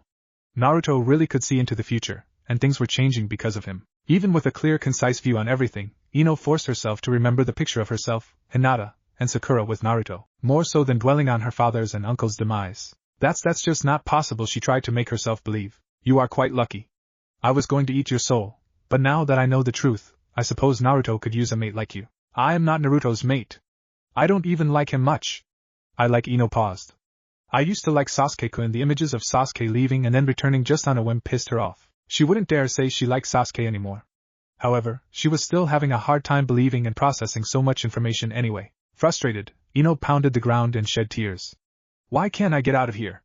I don't want to see what Naruto does. I don't want to feel what he does. This is messed up for both of us. You cannot leave because of this seal, unfortunately. Kurama answered her. Forcing yourself inside of Naruto wasn't very wise. The seal will not let any foreign entity leave him, regardless of if it is me or not. But I didn't force myself in. Ino, the way you flew in here was like using your soul as a battering ram. Even if Naruto's mental defenses would have been ready to kick into gear, you would have broken them apart with little effort, and probably left the kid in a psychological shitstorm. Ino frowned. She hadn't tried to break into Naruto's body. She understood that she needed to be more careful about navigating as a ghost too. How do I get out? Kurama did not answer her for a moment. His ears were perked up and she realized he was listening for something. Then he snapped his attention to her, making her flinch at the sudden movement. Ino, come into my cage. Naruto will be here in a moment. What? I don't want to go in there. You're going to eat my soul. Ino started panicking. How could she trust the nine-tailed demon of all things? You saw the truth, so I know you don't believe that. Unless you want to explain to Naruto why you're within his body, I suggest you get in here and hide. Now. Ino could feel Naruto's presence coming. Her heart rate picked up again, and with only a moment of hesitation, she flew into the Kyuubi's cage. On his side, everything was almost pitch black. The air was humid and dank, but the most oppressive thing of all was Kurama's aura. Ino knew she couldn't dare stand as close she was to the Kyuubi in real life. It would only prove to suffocate her. Be silent and watch. Kurama whispered, hiding her with one of his tails. From their distance, she didn't suppose Naruto could see the Kyuubi within his cell either. However, the tail that she was hiding behind began to dissolve. Kurama tensed, she noticed, and planted his muzzle into the ground, clasping his paws over his snout. Ino could tell he was holding back from yelping out in pain. What's happening to you? Ino whispered in a panic. Kurama didn't answer until his entire tail was gone. Being able to see clearly, Ino saw Naruto hugging a red-haired woman whom she knew was his mother now and his father, the fourth Hokage himself. Whoa! Kurama shook himself of the receding pain and stood to his full height. Just continue to watch, Ino. You'll know when to come out. For Kami's sake, can you people shut up? Kurama suddenly roared, making Ino cringe at the powerful wind that accompanied his roar. Her eyes widened as she watched him stride forward, most likely into the eyesight of the others. Naruto, on the other hand, was simply laughing while his parents both looked to have been scared shitless from the roar. Kurama's awake! Naruto called through his laughs. Damn it, can a guy sleep for 3 years without disembodied chakra spirits, and psychic brats waking him up every 2 days? Ino's sweat dropped, having a feeling that both disembodied chakra spirits and psychic brats referred to her more so than Naruto and his parents. She wanted to call the fox an asshole but followed its orders and remained silent. Ino felt different emotions as she spied on the conversations of Naruto and his parents. When Kushina and the Kyuubi bantered back and forth, she wanted to laugh. When Kurama explained the reason he was losing his tails, she wanted to cry just as Naruto did. However, the scene that showed Naruto and the baby fox made her heart swell with admiration, joy, and sadness. She wanted to run and pick up the kit, but also to hug Naruto. The last thought made her blush a bit. The thought grew even stronger, however, as Kurama began to question Naruto about taking care of his kit. Ino could feel the immense emotional pain Naruto was enduring. He was trying his hardest not to cry, and Kurama was trying his hardest to get him to let it all out. Kushina and Minato knew what the Kyuubi was doing as well and were on standby to comfort him once he broke down. Tears fell from Ino's eyes at the scene. She was understanding more and more what Naruto went through, and on a particularly off-topic side note, wondered if the three authors of the books she had read could see the future as well. Once Naruto finally did break down, Minato and Kushina instantly began to comfort him. Ino hugged herself, feeling even more as if she were watching something she shouldn't be. After a short while, the cage to the Kyuubi cells suddenly opened and Kurama walked out to join the family. A bit after that and Naruto was soundly asleep. "You can come out now, Ms. Yamanaka," Minato called to her. She gasped, not having realized that he knew she was there. However, she should have known that the fourth Hokage of all people would be able to sense her. Ino walked out, holding one of her arms sheepishly. "I thought I felt someone in there, but I couldn't be sure," Kushina whispered while giving Ino a welcoming smile. "I am sorry to intrude. Now that the seal is down, can I leave?" Ino questioned. Minato shook his head sadly. "Unfortunately, I didn't remove the seal. It's still active." He pointed to the ground where the paper seal that had been on the bars merely attached itself to the floor and kept glowing. "I've only allowed Kurama some breathing space, which I'm thankful for Namikaze's team." Kurama acknowledged politely. "Your WL, hey, wait a minute." Minato's voice rose. Kushina bopped her husband over the head. "Shush, you idiot! Don't wake Naruto up yet," she scolded in a whisper. Ino smiled again. However, the scene kind of reminded her of Naruto and Sakura than anything else. The thought made her sad just a bit. Kushina looked to Ino and shook her head. "I hate to admit that my personality may be very similar to Sakura's, but believe me when I say that I love Minato with all my heart. If Sakura could find it in herself to truly love Naruto as much as I love Minato, then I would approve of a relationship between them. However, I can't see that happening in the near future, and apparently neither does Naruto." Ino nodded at the explanation. She had forgotten that even while thinking, the others could hear her. So instead of beating around the question that she was going to end up thinking anyway, she asked it aloud. What about me?" She blushed at her words. She wasn't asking because she wanted to be with Naruto. It was only because she couldn't avoid thinking of the question anyway. Kushina smirked sadly. "Unfortunately, I feel the same way about you, Ino. You're just as infatuated with the thought of Sasuke as Sakura is. I wish Mikoto were here to put that boy straight, but that's not to be. And you and everyone else stroking his ego 24/7 isn't helping. I think both you and Sakura need to take some time to understand what being a kunoichi is first before you think about dating. I'm definitely not infatuated with Sasuke anymore," she said quickly. "After everything I've seen, I don't think I'll be able to look at anyone else the same, especially Naruto and Sasuke." She sighed. What was unspoken, yet heard by all, was that she wouldn't be able to look at herself the same either. "There is more for you to see as well." Kurama spoke through telepathy, making it so his booming voice was only heard by the three awake people. He obviously didn't want Mount Kushina blowing its top on him. Minato nodded in agreement. "When Naruto awakes, there are a few more things that we will need to discuss with him, Ino. I don't think he's ready to know that you also know the truth. We'll be able to do that later." The Yandame's words made Ino's stomach drop, as she realized she truly would be stuck inside of Naruto for a long time. "Wait, so you'll still be here even when Naruto wakes up?" Both of Naruto's parents nodded. "I don't really understand it, but I don't feel the chakra that me and Kushina left inside of Naruto diminishing at all. It's only a theory, but I don't think we'll be disappearing until the points in time where Naruto was supposed to remove the seal and fight Kurama." Ino thought about it. "So when pain destroys the village, and when Naruto is at the Falls of Truth with Mr. Killer Bee. Your perception's really good, Ino. You should use it more often," Kushina joked. Ino blushed at her words and looked away with a giggle. "Geez, you remind me of." Ino stopped speaking, but couldn't stop her thoughts. "My mom," she thought, and instantly flinched as she realized they had heard. Kushina started, but Ino waved her hand. "It's fine, Mrs. Namikaze-sama.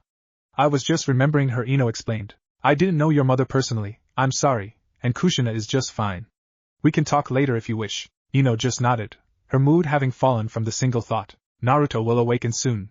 I believe it best you escort Ino down into his memories," Kurama suggested. Ino looked up in confusion. "Why are we going to his memories? I don't want to intrude on Naruto's personal space more than I already have." "I think it's a bit too late for that, Ino," Minato said with a chuckle. "Besides, you've already learned of his deepest secrets." "He's right. Plus, there are some things that you need to see about his past that weren't shown in his visions. And some things that you may have forgotten yourself. Kushina closed her eyes and a cluster of chains wrapped around themselves right next to Ino. As the chains began to glow white-hot with a red outline, the light took the shape of Kushina. As the light faded, a clone of Kushina stood next to Ino. Come, we can have that talk too, the clone offered. As Naruto stirred, Ino knew she had no choice. With a sad sigh, she began to follow the clone as they made their way deeper inside of Naruto's subconscious. Kushina's clone remained silent as they walked through what now appeared to be a giant movie theater within Naruto's mind. Ino hadn't used her family's mind walk jutsu very often, but the few times she had always yielded the same result. Ino would simply be walking in an ethereal plane and the person's memories would be slightly translucent images that flew about the area. Never had she seen such an expansive and well-organized memory hall before. This place is amazing, she whispered. Looking about some more, she saw that each room had a picture of what would be playing inside of each memory. They were even labeled. Some were romantic comedy, usually showing a picture of Naruto and Sakura with Sakura hitting Naruto, and Naruto smiling with hearts in his eyes as if he enjoyed it. A lot of them were straight comedy, and Ino recognized them as times Naruto had pulled pranks. The warm feeling Ino was getting from the place would slowly start sinking, however. Soon enough, most of the genre titles began to start with drama and even worse, horror. Ino swallowed at the thought of what could be showing in some of those rooms. We won't go in there just yet. We'll start with the things that you need to see first. Kushina's clone spoke sternly. The warmth that she had initially been showing Ino seemed to have drained away. Ino just nodded and continued to follow Kushina as she turned into a room with the genre drama. She saw the picture that sat in front of each room showed Naruto sitting with his knees pulled up to his chest as Sakura and Ino glared at him from above. She swallowed and realized why Kushina seemed to be a bit pensive. As she expected, the room was also in the shape of an actual movie theater. Kushina led Ino to the center aisle and sat right in the center seats. It felt weird to be within such a place while knowing she was still within Naruto's mind. Also, like the actual theater, the lights dimmed. Both Ino and Kushina would sweat drop, however, as the screen before them actually started showing previews. Give me one good reason why I shouldn't cleave you in two right now, the voice of Zabuza Momochi asked on the black screen. There was a pause. Because I've got too many precious people to protect to die right now, Naruto's voice responded. The screen flashed to life showing Zabuza standing with his sword pointed at Naruto, and Naruto standing with his back to the camera. The two were on the Great Naruto Bridge as it had yet to be named. No one else was in sight at the moment. Why should I care about your precious people, brat? Zabuza sneered. The camera would switch to show Naruto's face as he looked down. It zoomed in, slowly building tension. Naruto's eyes would snap forward and glow blue. Because you and Haku are part of them. The scene completely switched again as epic music began to play in the background. Kakashi-sensei, we need to get everyone to the bridge now, Naruto shouted at what appeared to be a time before his confrontation against Zabuza. He had just rushed into Tazuna's house. I don't believe that's an option anymore. Kakashi sighed as the door to Tazuna's house opened all the way and showed Naruto and his team, as well as Kurenai and her team looking at Naruto with worried expressions. Fuck, Naruto called with panic still in his eyes. The scene would switch once again, showing a bird's eye view of a clearing. It's hard to believe, Haku-chan, but it's all the truth. How could I possibly have known the things I've told you? Naruto asked. The camera would show Haku on his knees and crying, while hugging himself. Haku began. However, he looked up with tears falling still, but his face shone pure rage. I believe that you are a spy. If you're here to hurt Zabuza-sama, then I will show you no mercy, Naruto-kun. Haku took out several sanban and stood to his feet. Haku. Naruto spoke his name sadly. Haku flinched but grit his teeth. Don't do that! He screamed and launched the sanban at the camera. The scene would fade to black as the music suddenly stopped. You better have a damn good reason for dragging me here, Jiraiya. A woman's voice that made both Ino's and Kushina's eyes go wide called out. Believe me, Haim. That kid is reason enough.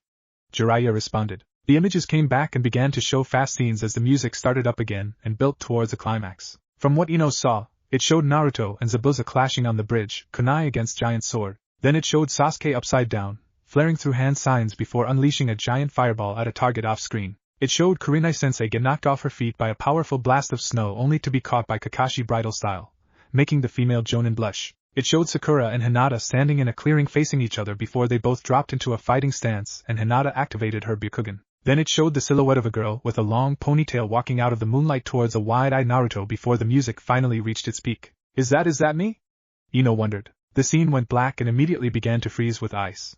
The ice shattered and showed the title of the movie in big frozen words. Mission to Wave. As the preview ended, both Kushina and Ino stared at the screen with wide eyes and gaping mouths. Kushina was the first to speak. That was epic. I can't wait until that comes out, she called. It's not a real movie. Ino face-palmed. Kushina just shrugged. And now, your feature presentation. Naruto's voice echoed in the theater, drawing both Kunoichi's attention back to the screen. To Ino's relief, the image started just like how she would have viewed any other memory. There was no title screen, music, or effects. It was simply showing what Naruto had experienced back then. As it was showing Naruto as a child, probably only around 7 or 8 years old. The view was oddly not from Naruto's perspective though. Ino chalked it up to a subconscious look at things since people could never truly remember their past with 100% detail. Either way, Naruto was sitting on the swing that sat outside of the academy. A date flashed on screen, making Ino sigh that the memory did have effects. However, as she noticed the date, she understood what was going on. It's the day we all started the academy, she said, though she wasn't very familiar with the events of that particular day. Leave her alone, or do I have to teach you all a lesson again?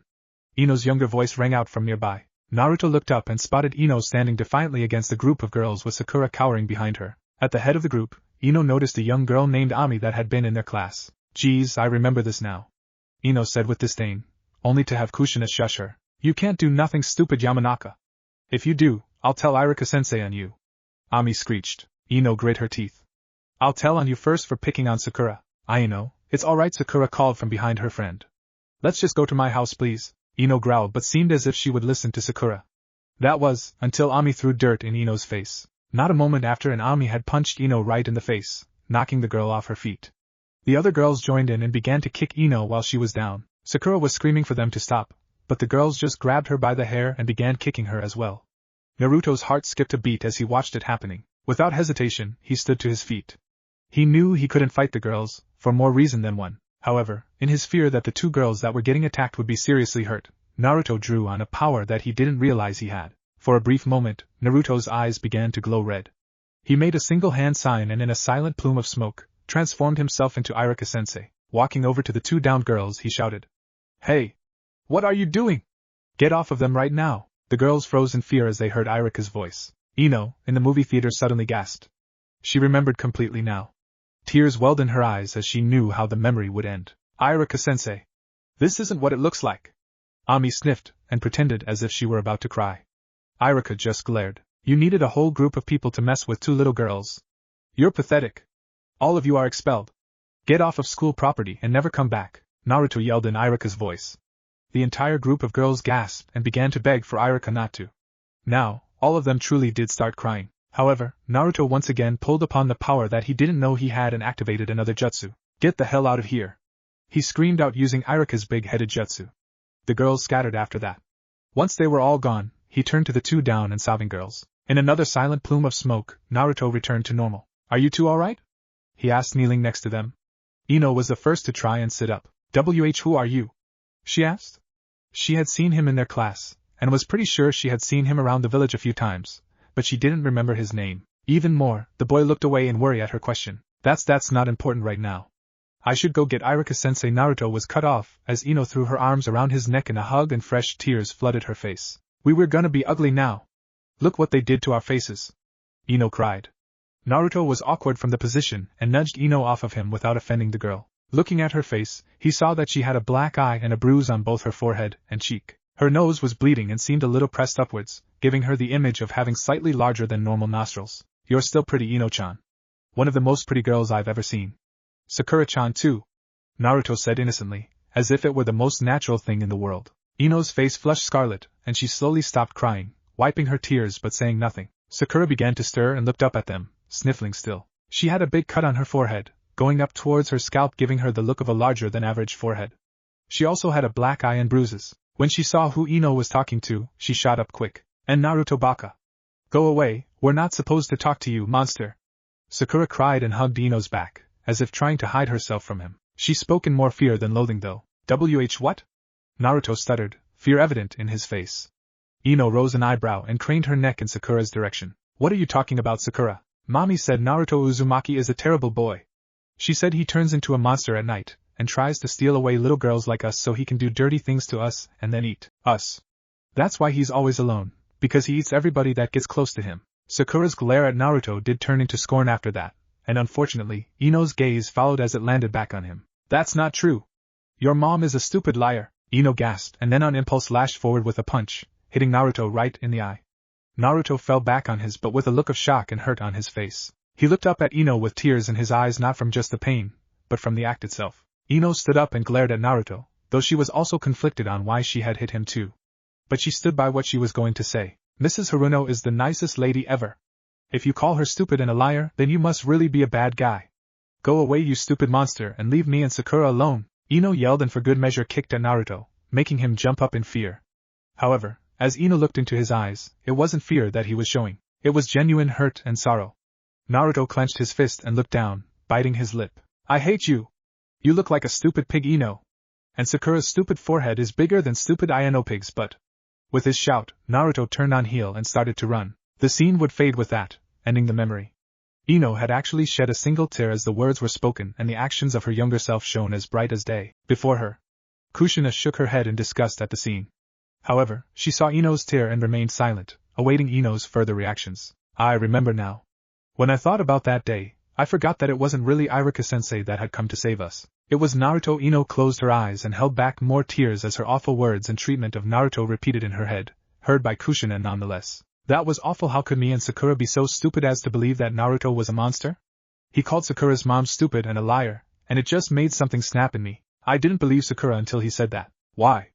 If Mrs. Haruno is so biased as to call Naruto a monster, then why would you believe she was the nicest lady ever? Kushina questioned with a knowing gaze. She understood the scene better than she let show, and hoped Ino would see it too. Ino began to think of the time she spent with Sakura and Mrs. Haruno. Whenever they were together, Sakura's mom was always coddling them both. She pampered Sakura just as much as her father pampered her. She would take them out for ice cream and to the movies, and then cook them dinner before taking Ino home. She genuinely seemed like a nice person to Ino. However, she also began to remember the times she had been around Mrs. Haruno when they would see Naruto. The smile that was on the woman's face would fall and she would glare at Naruto, or sometimes even sneer angrily. Those were times in which she was slightly afraid of Mrs. Haruno. Ino knew the answer now. I thought she was nice because she treated me like her own daughter because I don't have a mother, and she was the closest surrogate to what I thought a mother was supposed to be like. Kushina nodded and stood up. Yet that doesn't make you feel better about what you said and did to Naruto, does it? Ino shook her head quickly. Not one bit. I want to go in there and beat the shit out of me and Sakura for being so stupid. And I want to apologize to Naruto too. You'll get your chance with that one, Ino. But come on, this isn't over yet. There are a few more memories that Naruto has of you in a not-so-graceful light. Kushina's voice was once again neutral. Ino swallowed, not wanting to see anymore. As they exited one room and headed towards another, Ino looked up at the genre again. Wait, that was just a drama? That wasn't horror? Ino asked. Not even close. Kushina sneered. The things that Naruto has under horror will make you piss yourself in fear and kill yourself in sorrow. Kushina said nothing else as she led Ino down the long movie hall. Ino looked down, not wanting to see the pictures and genre anymore. Trying her hardest to refrain from thinking at all, Ino accidentally ended up replaying the scene in her head. Mrs. Haruno is the nicest lady ever.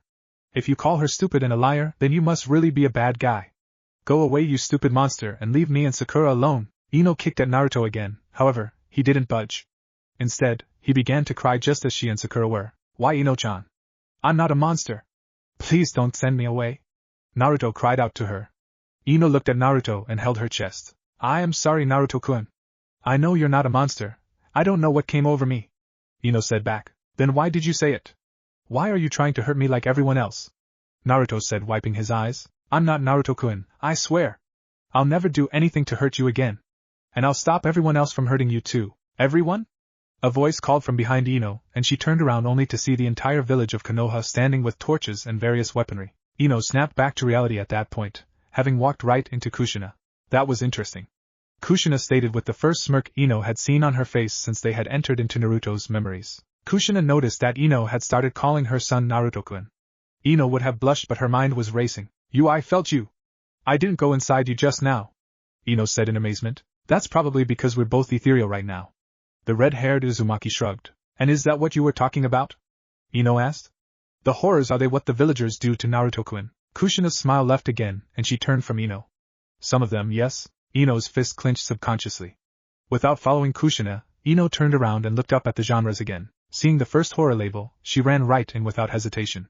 Kushina wasn't surprised. She let the trace of a sad smile form on her face again as she followed Ino in. Looks like we're making progress. She whispered to herself. Present time. Unbeknownst to Naruto, as he exited the Hokage's office, Ino resided within his body along with his parents and Kurama. At the same time that Naruto had been speaking with the Hokage, Kakashi, Iruka, and Jiraiya, Ino had been going through his memories. Blissfully unaware of such, Naruto stepped out into the post-rain sunshine and took a deep breath. The smell of the lingering storm made him feel just as refreshed as he had that morning. This is going to be good, Naruto thought as he made his way to Training Ground 7. Kakashi had told him that they would be having a training session that day, and that he would retrieve Sakura and Sasuke after he performed a few quick errands. Naruto shook his head at the thought. Perverted sensei probably just wants to ask Erosenin to autograph his porn collection. Naruto made no detours himself as he ran towards the training fields. His mind was still on how everything had gone so well in the Hokage's office. He had allies in this fight now, and it truly made him happy. Saving the future seemed more and more possible. Also lingering in his thoughts, however, was the image of the 3 girls that had been with him on Hokage Mountain. Naruto frowned and slowed to a stop, reaching the field. With a heavy sigh, he walked over to a tree and sat down. I want to believe that it means I'll be able to be with Hinata-chan, but why would I be with Sakura?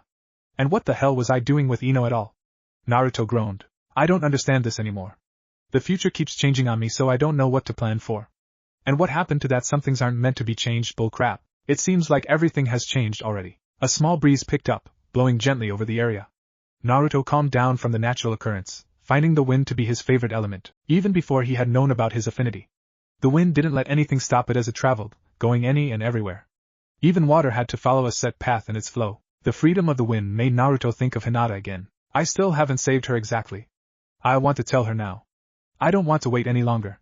Naruto closed his eyes and pictured Hinata's beautiful smile. It made him smile as well as it was directed at him. However, the image of Sakura hugging him after the Gaara retrieval mission flashed into his head.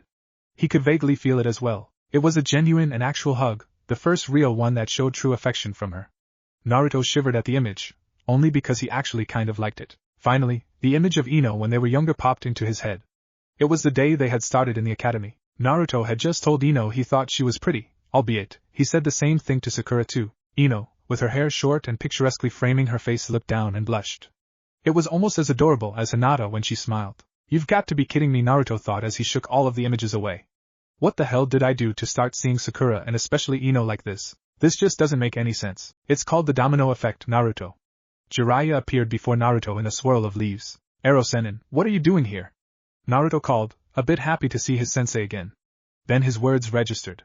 Domino effect? Stop calling me that, Gaki. And yes, the domino effect. Every time you do something to change the future, it causes other variables that can have the same effect as well. I don't understand. Let's say you're the first domino, Naruto. When you are pushed forward in a row of other dominoes, what happens? The other dominoes start falling, duh. Naruto spoke without sounding condescending. He was still trying to figure out what Jiraiya was getting at. At a certain point, the lanes of dominoes may become 2. When the row that you pushed hits 2 dominoes at once from separate lanes, it caused 2 separate rows of dominoes to start falling. This can multiply infinitely in an open space. Naruto rose an eyebrow, almost understanding what Jiraiya was trying to say but not quite. Jiraiya noticed and sighed. Look, Gaki, you changed one thing that affected someone else. Because they changed, they could affect other people as well. By using the Rasengan before it was time, you changed Irika and Hokage-sama's future. By changing them, they changed Kakashi and my future. From what you told us about the bell test, you completing the bell test must have changed your teammates. Get what I'm saying now? Your actions aren't the only ones that will change the future anymore, Naruto. Naruto had understood it partway through. It was so obvious. The future that he saw the very first time was what would have happened had he not performed the Rasengan that night, or used Kyuubi's chakra. Or maybe even further, it was what would have happened if Kurama never gave Naruto a tail of his chakra. No, because I would be dead. Then a chill went down Naruto's spine as a very vivid and daunting image flashed into his mind. No, the future I saw was if Mizuki Team's shuriken never hit me. Naruto saw it clearly. The shuriken had struck someone. But it wasn't Naruto. It was Irika. The revelation would not have worried Naruto. That is, if the voice he had heard before wouldn't have spoken up. Some things aren't meant to be changed. Naruto knew immediately that he should have killed Mizuki. Because Irika-sensei was still in danger. Hinata stood on the roof of her home with a longing look towards the sky. Her eyes were closed as she felt the wind beating against her, whipping her short but cute hair in all directions. She had spent the night at Ichiraka's that previous night, but had made it home early. At least, early enough for her father and sister not to question her whereabouts. Her thoughts were on that morning, however.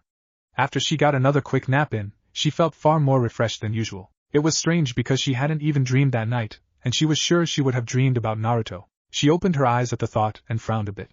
She had hoped to spend time with Naruto the previous day because she would have to spend most of her time with her own team that day.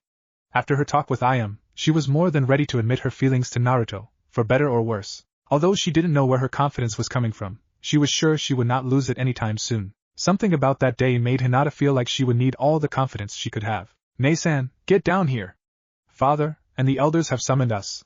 Hanabi's condescending voice rang from the grounds below Hinata. Hinata opened her eyes and saw the same superior smirk on Hanabi's face that was usually worn by Neji as well. Hinata wanted to frown sadly at her sister, or to at least let her know not to act like that. Instead, Hinata glared at her sister. Hanabi obviously saw it as her smirk vanished, and was replaced with shock. Then just as fast, it was replaced with anger. How dare you glare at me? I'm going to make sure I humiliate you good in front of the elders today. This time they will really denounce you and make me heir of the clan like I should be, not a weakling like you. Hanabi stormed back into the house after her outburst. Instead of mortifying Hinata like she thought it would, Hanabi's taunts only enraged her. She jumped down from the roof of the house and landed right where Hanabi had been standing, a feat that Hinata had never performed before. Two side branch Yuga saw and gasped at the scene. Hinata looked to them and then smiled just as she usually did. However, she gave them no words of kindness as was usual and immediately turned her gaze towards the house. As she began to head for the elders' chambers, she frowned. What's gotten into me? Why did I glare at a Muto like that? And how did I land a jump that big like it was nothing? Hinata scratched her cheek absent-mindedly as she thought about it. I have to calm down. Hanabi-chan doesn't know what she's saying. Part of Hinata believed it, like always. However, another part of her just grew angry again at the thought of how Hanabi always treated her, when she was the big sister. Hanabi was 7 going on 8. She would be entering into the academy later that year. Hanabi was old enough to think for herself, regardless of what their father and the elders put into her head. A growl escaped Hinata's throat as she reached the elders' chamber. Her eyes widened at the sound, as she had never made it before in her life. Even more, a part of her liked it. Taking a deep breath to get her bearings, Hinata slid open the door and entered into the elders' chamber.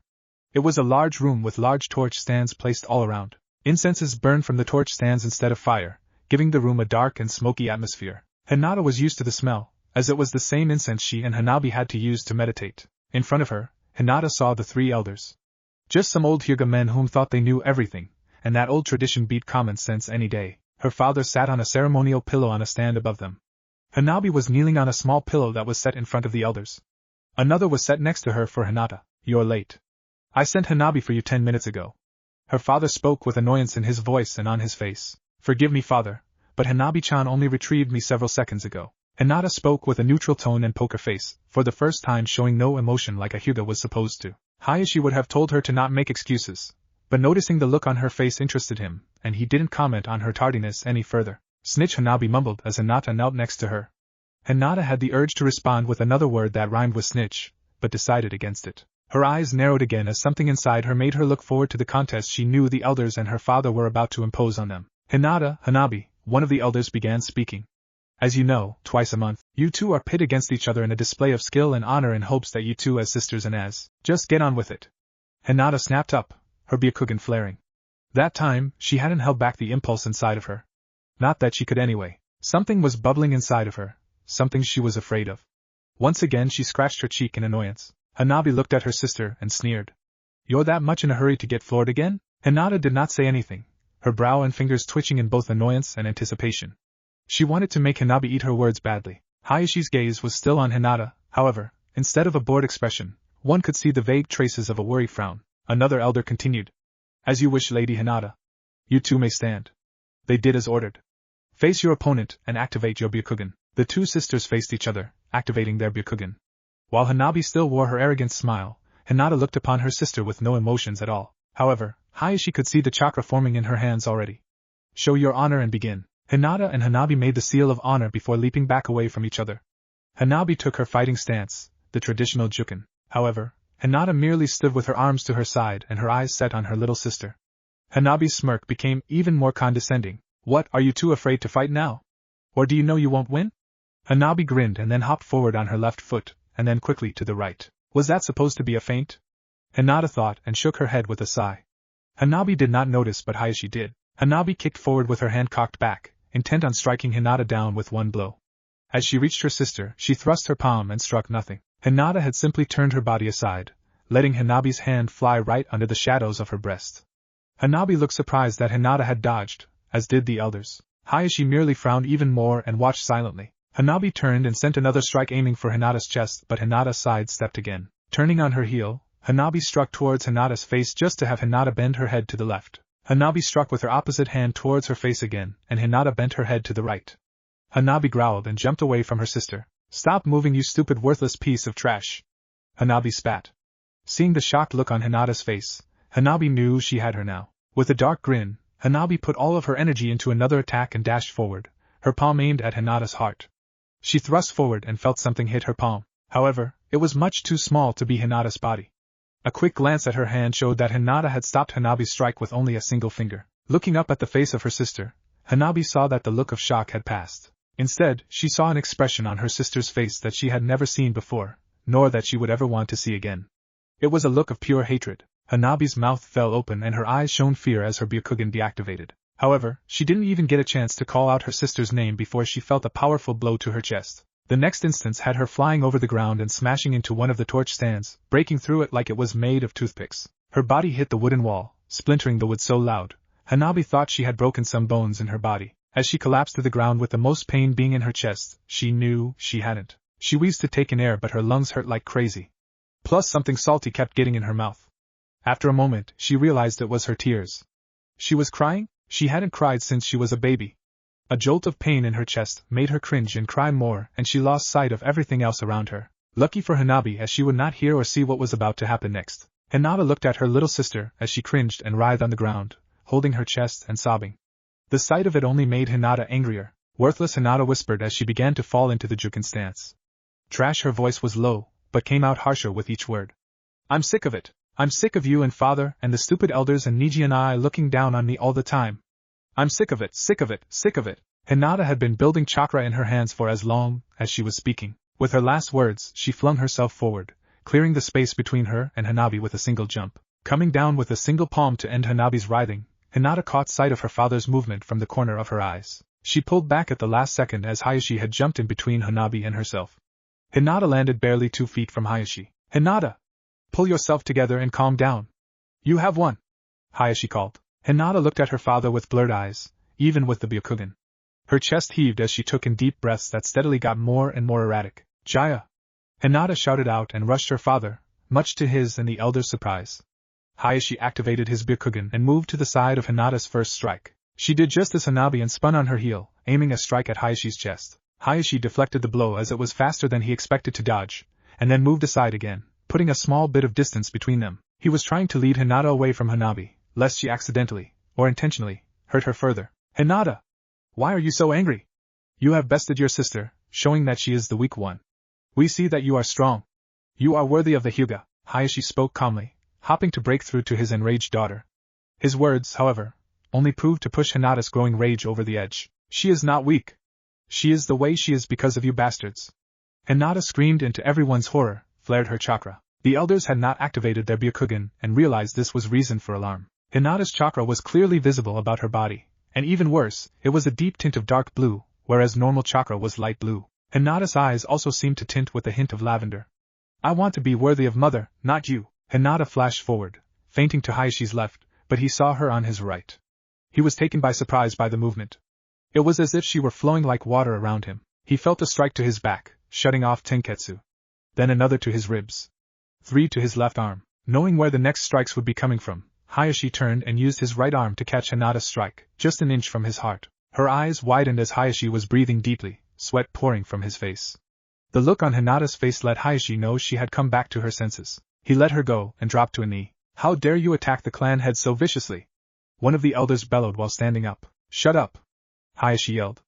Hinata looked between her father, the elders, and Hanabi, whom was now sitting up against the wall and looking at Hinata with terror in her eyes. The sight of them all began to make the feeling of resentment build inside of her again, and she scratched her cheek in irritation.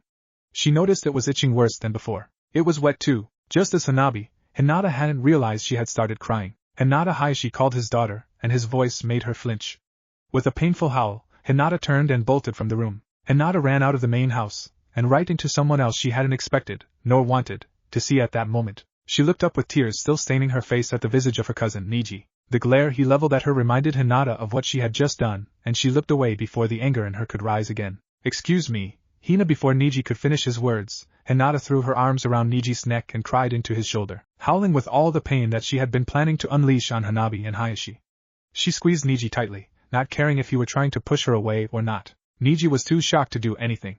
He simply stood there, his eyes wide and mouth parted slightly. What is the meaning of this?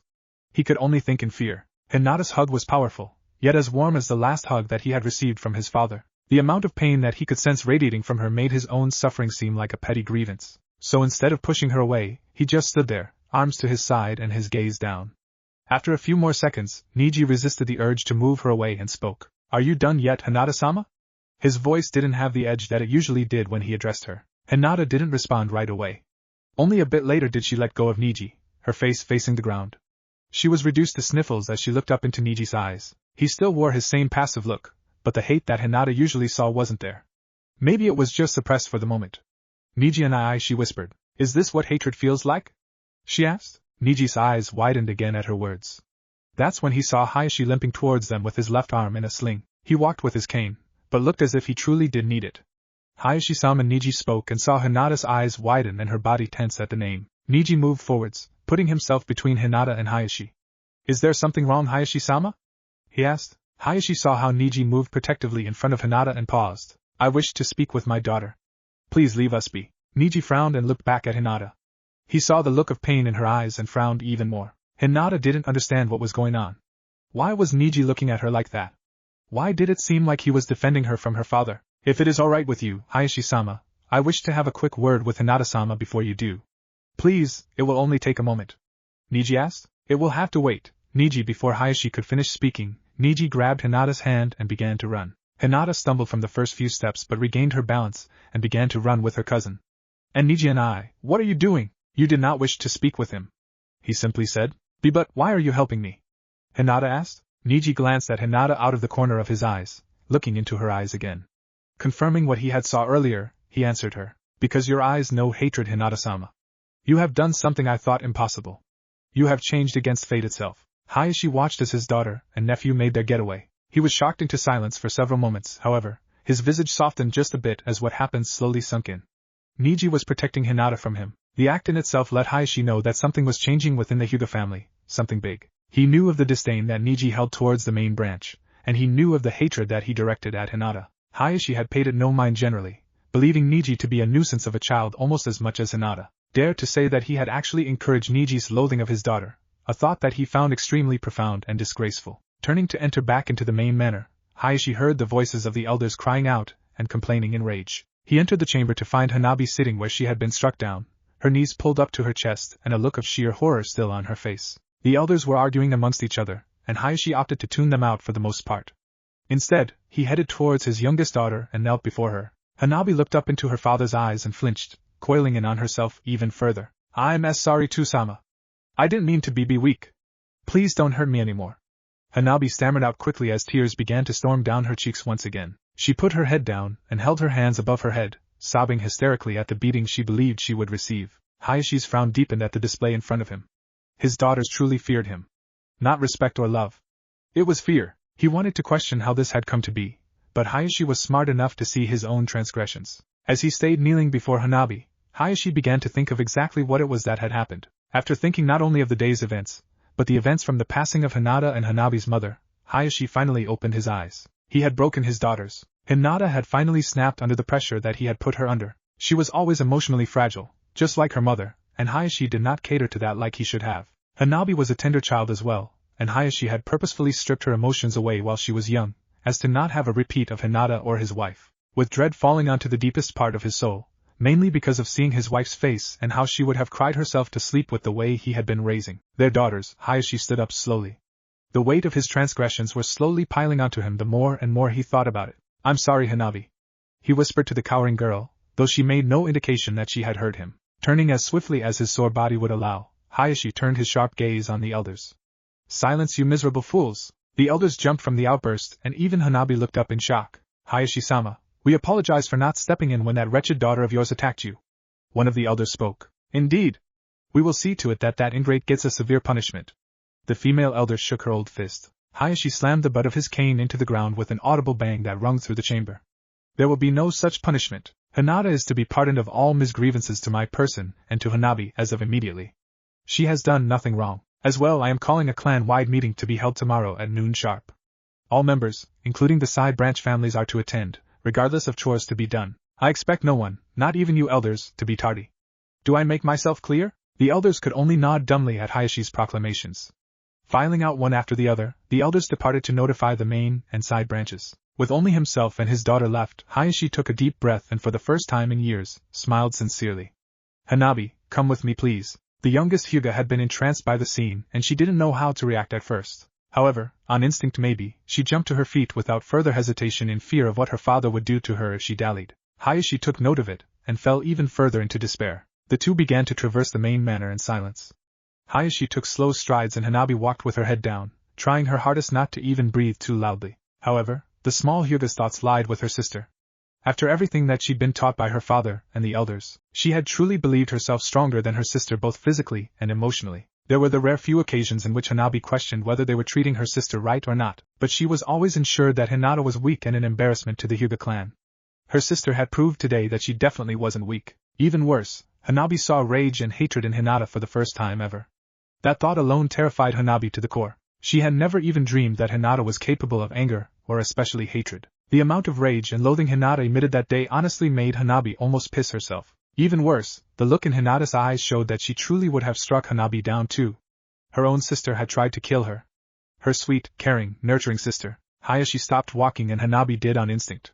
Being snapped from her thoughts, she looked up to see that they were standing in front of a room in which Hanabi knew to be banned from entering to everyone except for Hiashi and the Hokage himself. Even the elders were not allowed inside. Titu-sama? Hanabi. Please open the door. Hiashi stepped aside. The young Hyuga looked up at her father in confusion, her fears slowly diminishing. Hesitantly, she reached for the sliding panel and slowly moved the door aside. The moment she saw the large picture hanging opposite her position, her breathing stopped. Hanabi, that is your mother. Naruto immediately explained to Jiraiya what he had just saw in his vision. It may have been of a past event, but the voice from before had spoken to him afterward. Jiraiya was a believer by now and assured Naruto that he would get to Ibiki and Enko and warn them to keep a closer eye on Mizuki while he was captive. Naruto wanted to go do more, but Jiraiya advised him to stay at the training ground and alert Kakashi when he arrived. This sucks, Naruto groaned as he paced the grounds around the tree. What the hell type of vision was that anyway? It was of the past, not the future, and it was something that didn't happen. How can something that's not meant to be changed be different already? It's even before Kurama gave me his tail and I started seeing the future. I just don't get it. Naruto's fist clenched as he became more and more frustrated as his thoughts confused him. For a moment, he debated on going back into his mind to speak with Kurama and his parents. But Kakashi arrived in a swirl of leaves with Sasuke and Sakura. When Sakura laid eyes on Naruto, she blushed and looked away. Sasuke was just Sasuke. Good, you're already here, Naruto. Kakashi called as if he hadn't seen Naruto at all that day. What is this about Kakashi-sensei? Sakura asked, though Naruto noticed her voice was a bit hoarse, almost as if she had been crying recently. I'm going to up your training. Aside from the regular D-rank missions we'll still be doing, I'm going to teach you all more advanced things. Taijutsu, Genjutsu, and even a little ninjutsu. Kakashi explained seriously. Sasuke's eyes lit up at the sound of advanced training. It's about time. This is exactly what I need. Sasuke thought about his brother, and both Naruto and Kakashi knew it. For a moment, Kakashi hesitated on his statements. Their training was also going to have to bring Sasuke down from his revenge high. Naruto cleared his throat, but knew Kakashi would understand that he was trying to get his attention. Kakashi nodded slightly, to let him know he had acknowledged him. For now, I'm going to talk to you all one-on-one so I can get a perfect feel for what each of you specifically need to work on. Naruto, how about you first? Sakura, Sasuke, wait for us here. Kakashi walked over to Naruto and was about to shun them over to the memorial stone, but not before Sasuke called out. Why does he get to go first? Advanced training is going to benefit me more than it will the doe. Sasuke didn't mean to sound arrogant, completely. For all intents and purposes, he honestly believed what he said. Sasuke-kun, the longer you hold them up, the longer it will take to start the training. Sakura said to everyone's surprise. She wasn't really looking towards anyone either. She seemed to be in deep thought. Fine, whatever. Sasuke grumbled and folded his arms. Just don't take forever with all of your weaknesses, doe. Naruto flipped Sasuke the bird right before Kakashi shined them to the memorial stone. Alright Naruto, what's the matter? Kakashi asked. Naruto looked across the way to see that Sasuke was storming off to sit down, but Sakura just stood still, glancing back towards the village every now and again. Seeing that neither were trying to get close enough to listen, Naruto explained what he had just told Jiraiya about Irika. It was the same voice that spoke to me when I attacked you before the bell test started. I told you I hadn't wanted to move, but my body did on its own. Naruto finished explaining. Kakashi looked back over towards Sakura and Sasuke again to see Sakura standing near Sasuke now. The two seemed to be having an actual conversation. With a sigh, he glanced back at Naruto. Naruto, I just came from the hospital. Naruto's brow furrowed. What were you doing there? It's where I found Sakura. Ino was hospitalized after a nasty fall at her family's flower shop and Sakura stayed with her. Kakashi saw the look of worry on Naruto's face and he waved a hand. Don't worry, Inoichi-san said she will be fine. Kakashi lied. In the back of Naruto's mind, he could have swore he heard Ino's voice screaming, "That's a load of bullshit." Kakashi continued. Anyway, I saw that Mizuki was still hospitalized after the beating you gave him. We can go check on his condition after training if you would like. Kakashi finished. Naruto was even more confused now. How could Mizuki be dangerous if he was still hospitalized? Had his vision been wrong, or was it just his overactive imagination playing tricks on him? This whole future sight business was starting to make him paranoid, yet just to be sure. Plus I want to visit Ino-chan too. He added as an afterthought. Ino-chan now? Kakashi teased. Naruto blushed and flipped his sensei the bird next. Screw you, Kakashi-sensei, I'm just confused right now. Anyway, you should get Sasuke and Sakura over here now. Sakura was right, we're wasting valuable time that you could be using to train those two. Oh? I said I would be training you too, Naruto. Kakashi I smiled. I am your sensei still, by the way. I know, but training them should take priority. I can handle myself for now, and I would love to train with you, but getting Sasuke and Sakura ready for the trip to Wave and the Chunin exams is way more important. Naruto spoke seriously, letting Kakashi know that all jokes were done. Kakashi nodded in agreement. I understand, Naruto. What will you do today then? I'll go talk to Ero-sennin about what you said and find out when we'll be starting my sage training. Then I'll go tell Iruka-sensei about my vision and then come back here. We can still go to the hospital to check on Mizuki team, and I'm sure Sakura will want to go back to be with Ino afterward too. Kakashi smiled at Naruto's mature prioritization. He could easily go to the hospital on his own to check on both Mizuki and Ino, but he put the most important things first, knowing that he would be able to check on them later. Alright then, Naruto. Get going. I'll just tell Sakura and Sasuke I sent you to get some new supplies before we could start your training. Great, and make them think I'm even more incompetent. Thanks a lot, sensei. You're very welcome, Naruto. Kakashi I smiled and shined back over to Sasuke and Sakura. For the last time, Naruto flipped his sensei the bird. The first place Naruto went to was the Konoha public bath.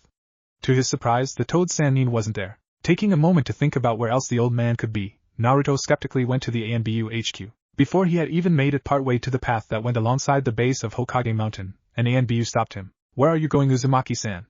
It was a woman with a Nico mask and purple hair. Hello, Yugao-chan. I'm here to meet Jiraiya-sensei for important business.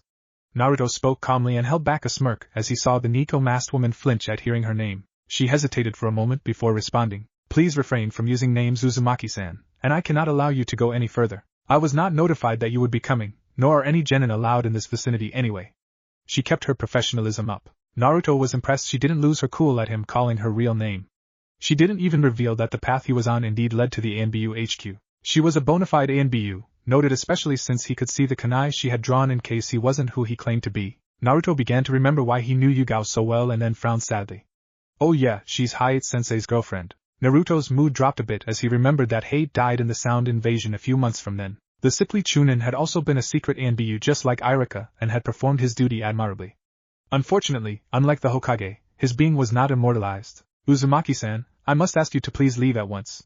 Yugao called as she saw Naruto begin daydreaming. Naruto looked up, but smiled as he saw Jiraiya walking along the path beyond them. It's alright, here comes Jiraiya-sensei now. Jiraiya took note of Naruto and the ANBU and sighed. He wasn't giving you any trouble, was he, Nico-chan? Yugao knelt down with a single fist on the ground in front of Jiraiya. No, Jiraiya-sama, he simply just wanted access to the area beyond here. Forgive me if I was supposed to allow him through. It's fine, the brat shouldn't be wandering. You should have scared him a bit. Jiraiya smirked at the look on Naruto's face. If looks could kill, screw you, pervy sage, and thanks for being so nice, Yugao-chan. I'll see you later. Naruto called as he and Jiraiya began walking back towards the main streets of Konoha. Yugao looked after Naruto and frowned behind her mask. How does he know me? This could be bad, she thought before she shined back to her hidden post. Jiraiya waited until he and Naruto were a good distance from prying ears before asking, What the hell were you doing back there, Gaki? Naruto folded his arms with a serious expression. It's a little test. Me and Yugao weren't supposed to meet each other yet. I want to see what will happen now that we've met early, and she knows that I know her name. You know, that whole domino effect thing you were talking about. Naruto, be careful with that. The things you do can have negative effects on the future as well. Naruto nodded in understanding, but he still wanted to test his theories. The best way to saving the future was being able to control how it changed, he realized. And the only way to do that was to practice making things happen. It scared him, especially since one big mistake could cause everything to go wrong, but it was truly the only option he had. What were you doing at the ANBU HQ anyway? Jiraiya questioned, though Naruto noticed his face had taken on just a small bit of worry. I wanted to tell you that Mizuki team is in the hospital still, not in ANBU custody. Jiraiya rose an eyebrow at that. Don't you think I would have found that out by now since I went to the HQ? Naruto smiled and scratched the back of his head nervously. He looked up at Jiraiya with a nervous grin. I sort of thought you would have been peeping on women for your Ika books. To Naruto's surprise again, the Toad Sannin did not get upset. This is far more important than my books, Naruto. As close as you said we were in your visions, I thought you would have known that I can be serious when need be. Naruto looked down at that. Jiraiya had a point. But what was Naruto supposed to say? He hadn't actually spent time with Jiraiya. Even with the emotions from his visions, there was still a small wall of awkwardness that they were conversing as if they had known each other for years. I'm sorry. Naruto apologized dejectedly. Jiraiya put a hand on his head. It's alright, Gaki. Besides, what do you think shadow clones are for? Jiraiya smirked, and Naruto's eyes widened. Not even a second later, female screams were heard coming from the Konoha public bath.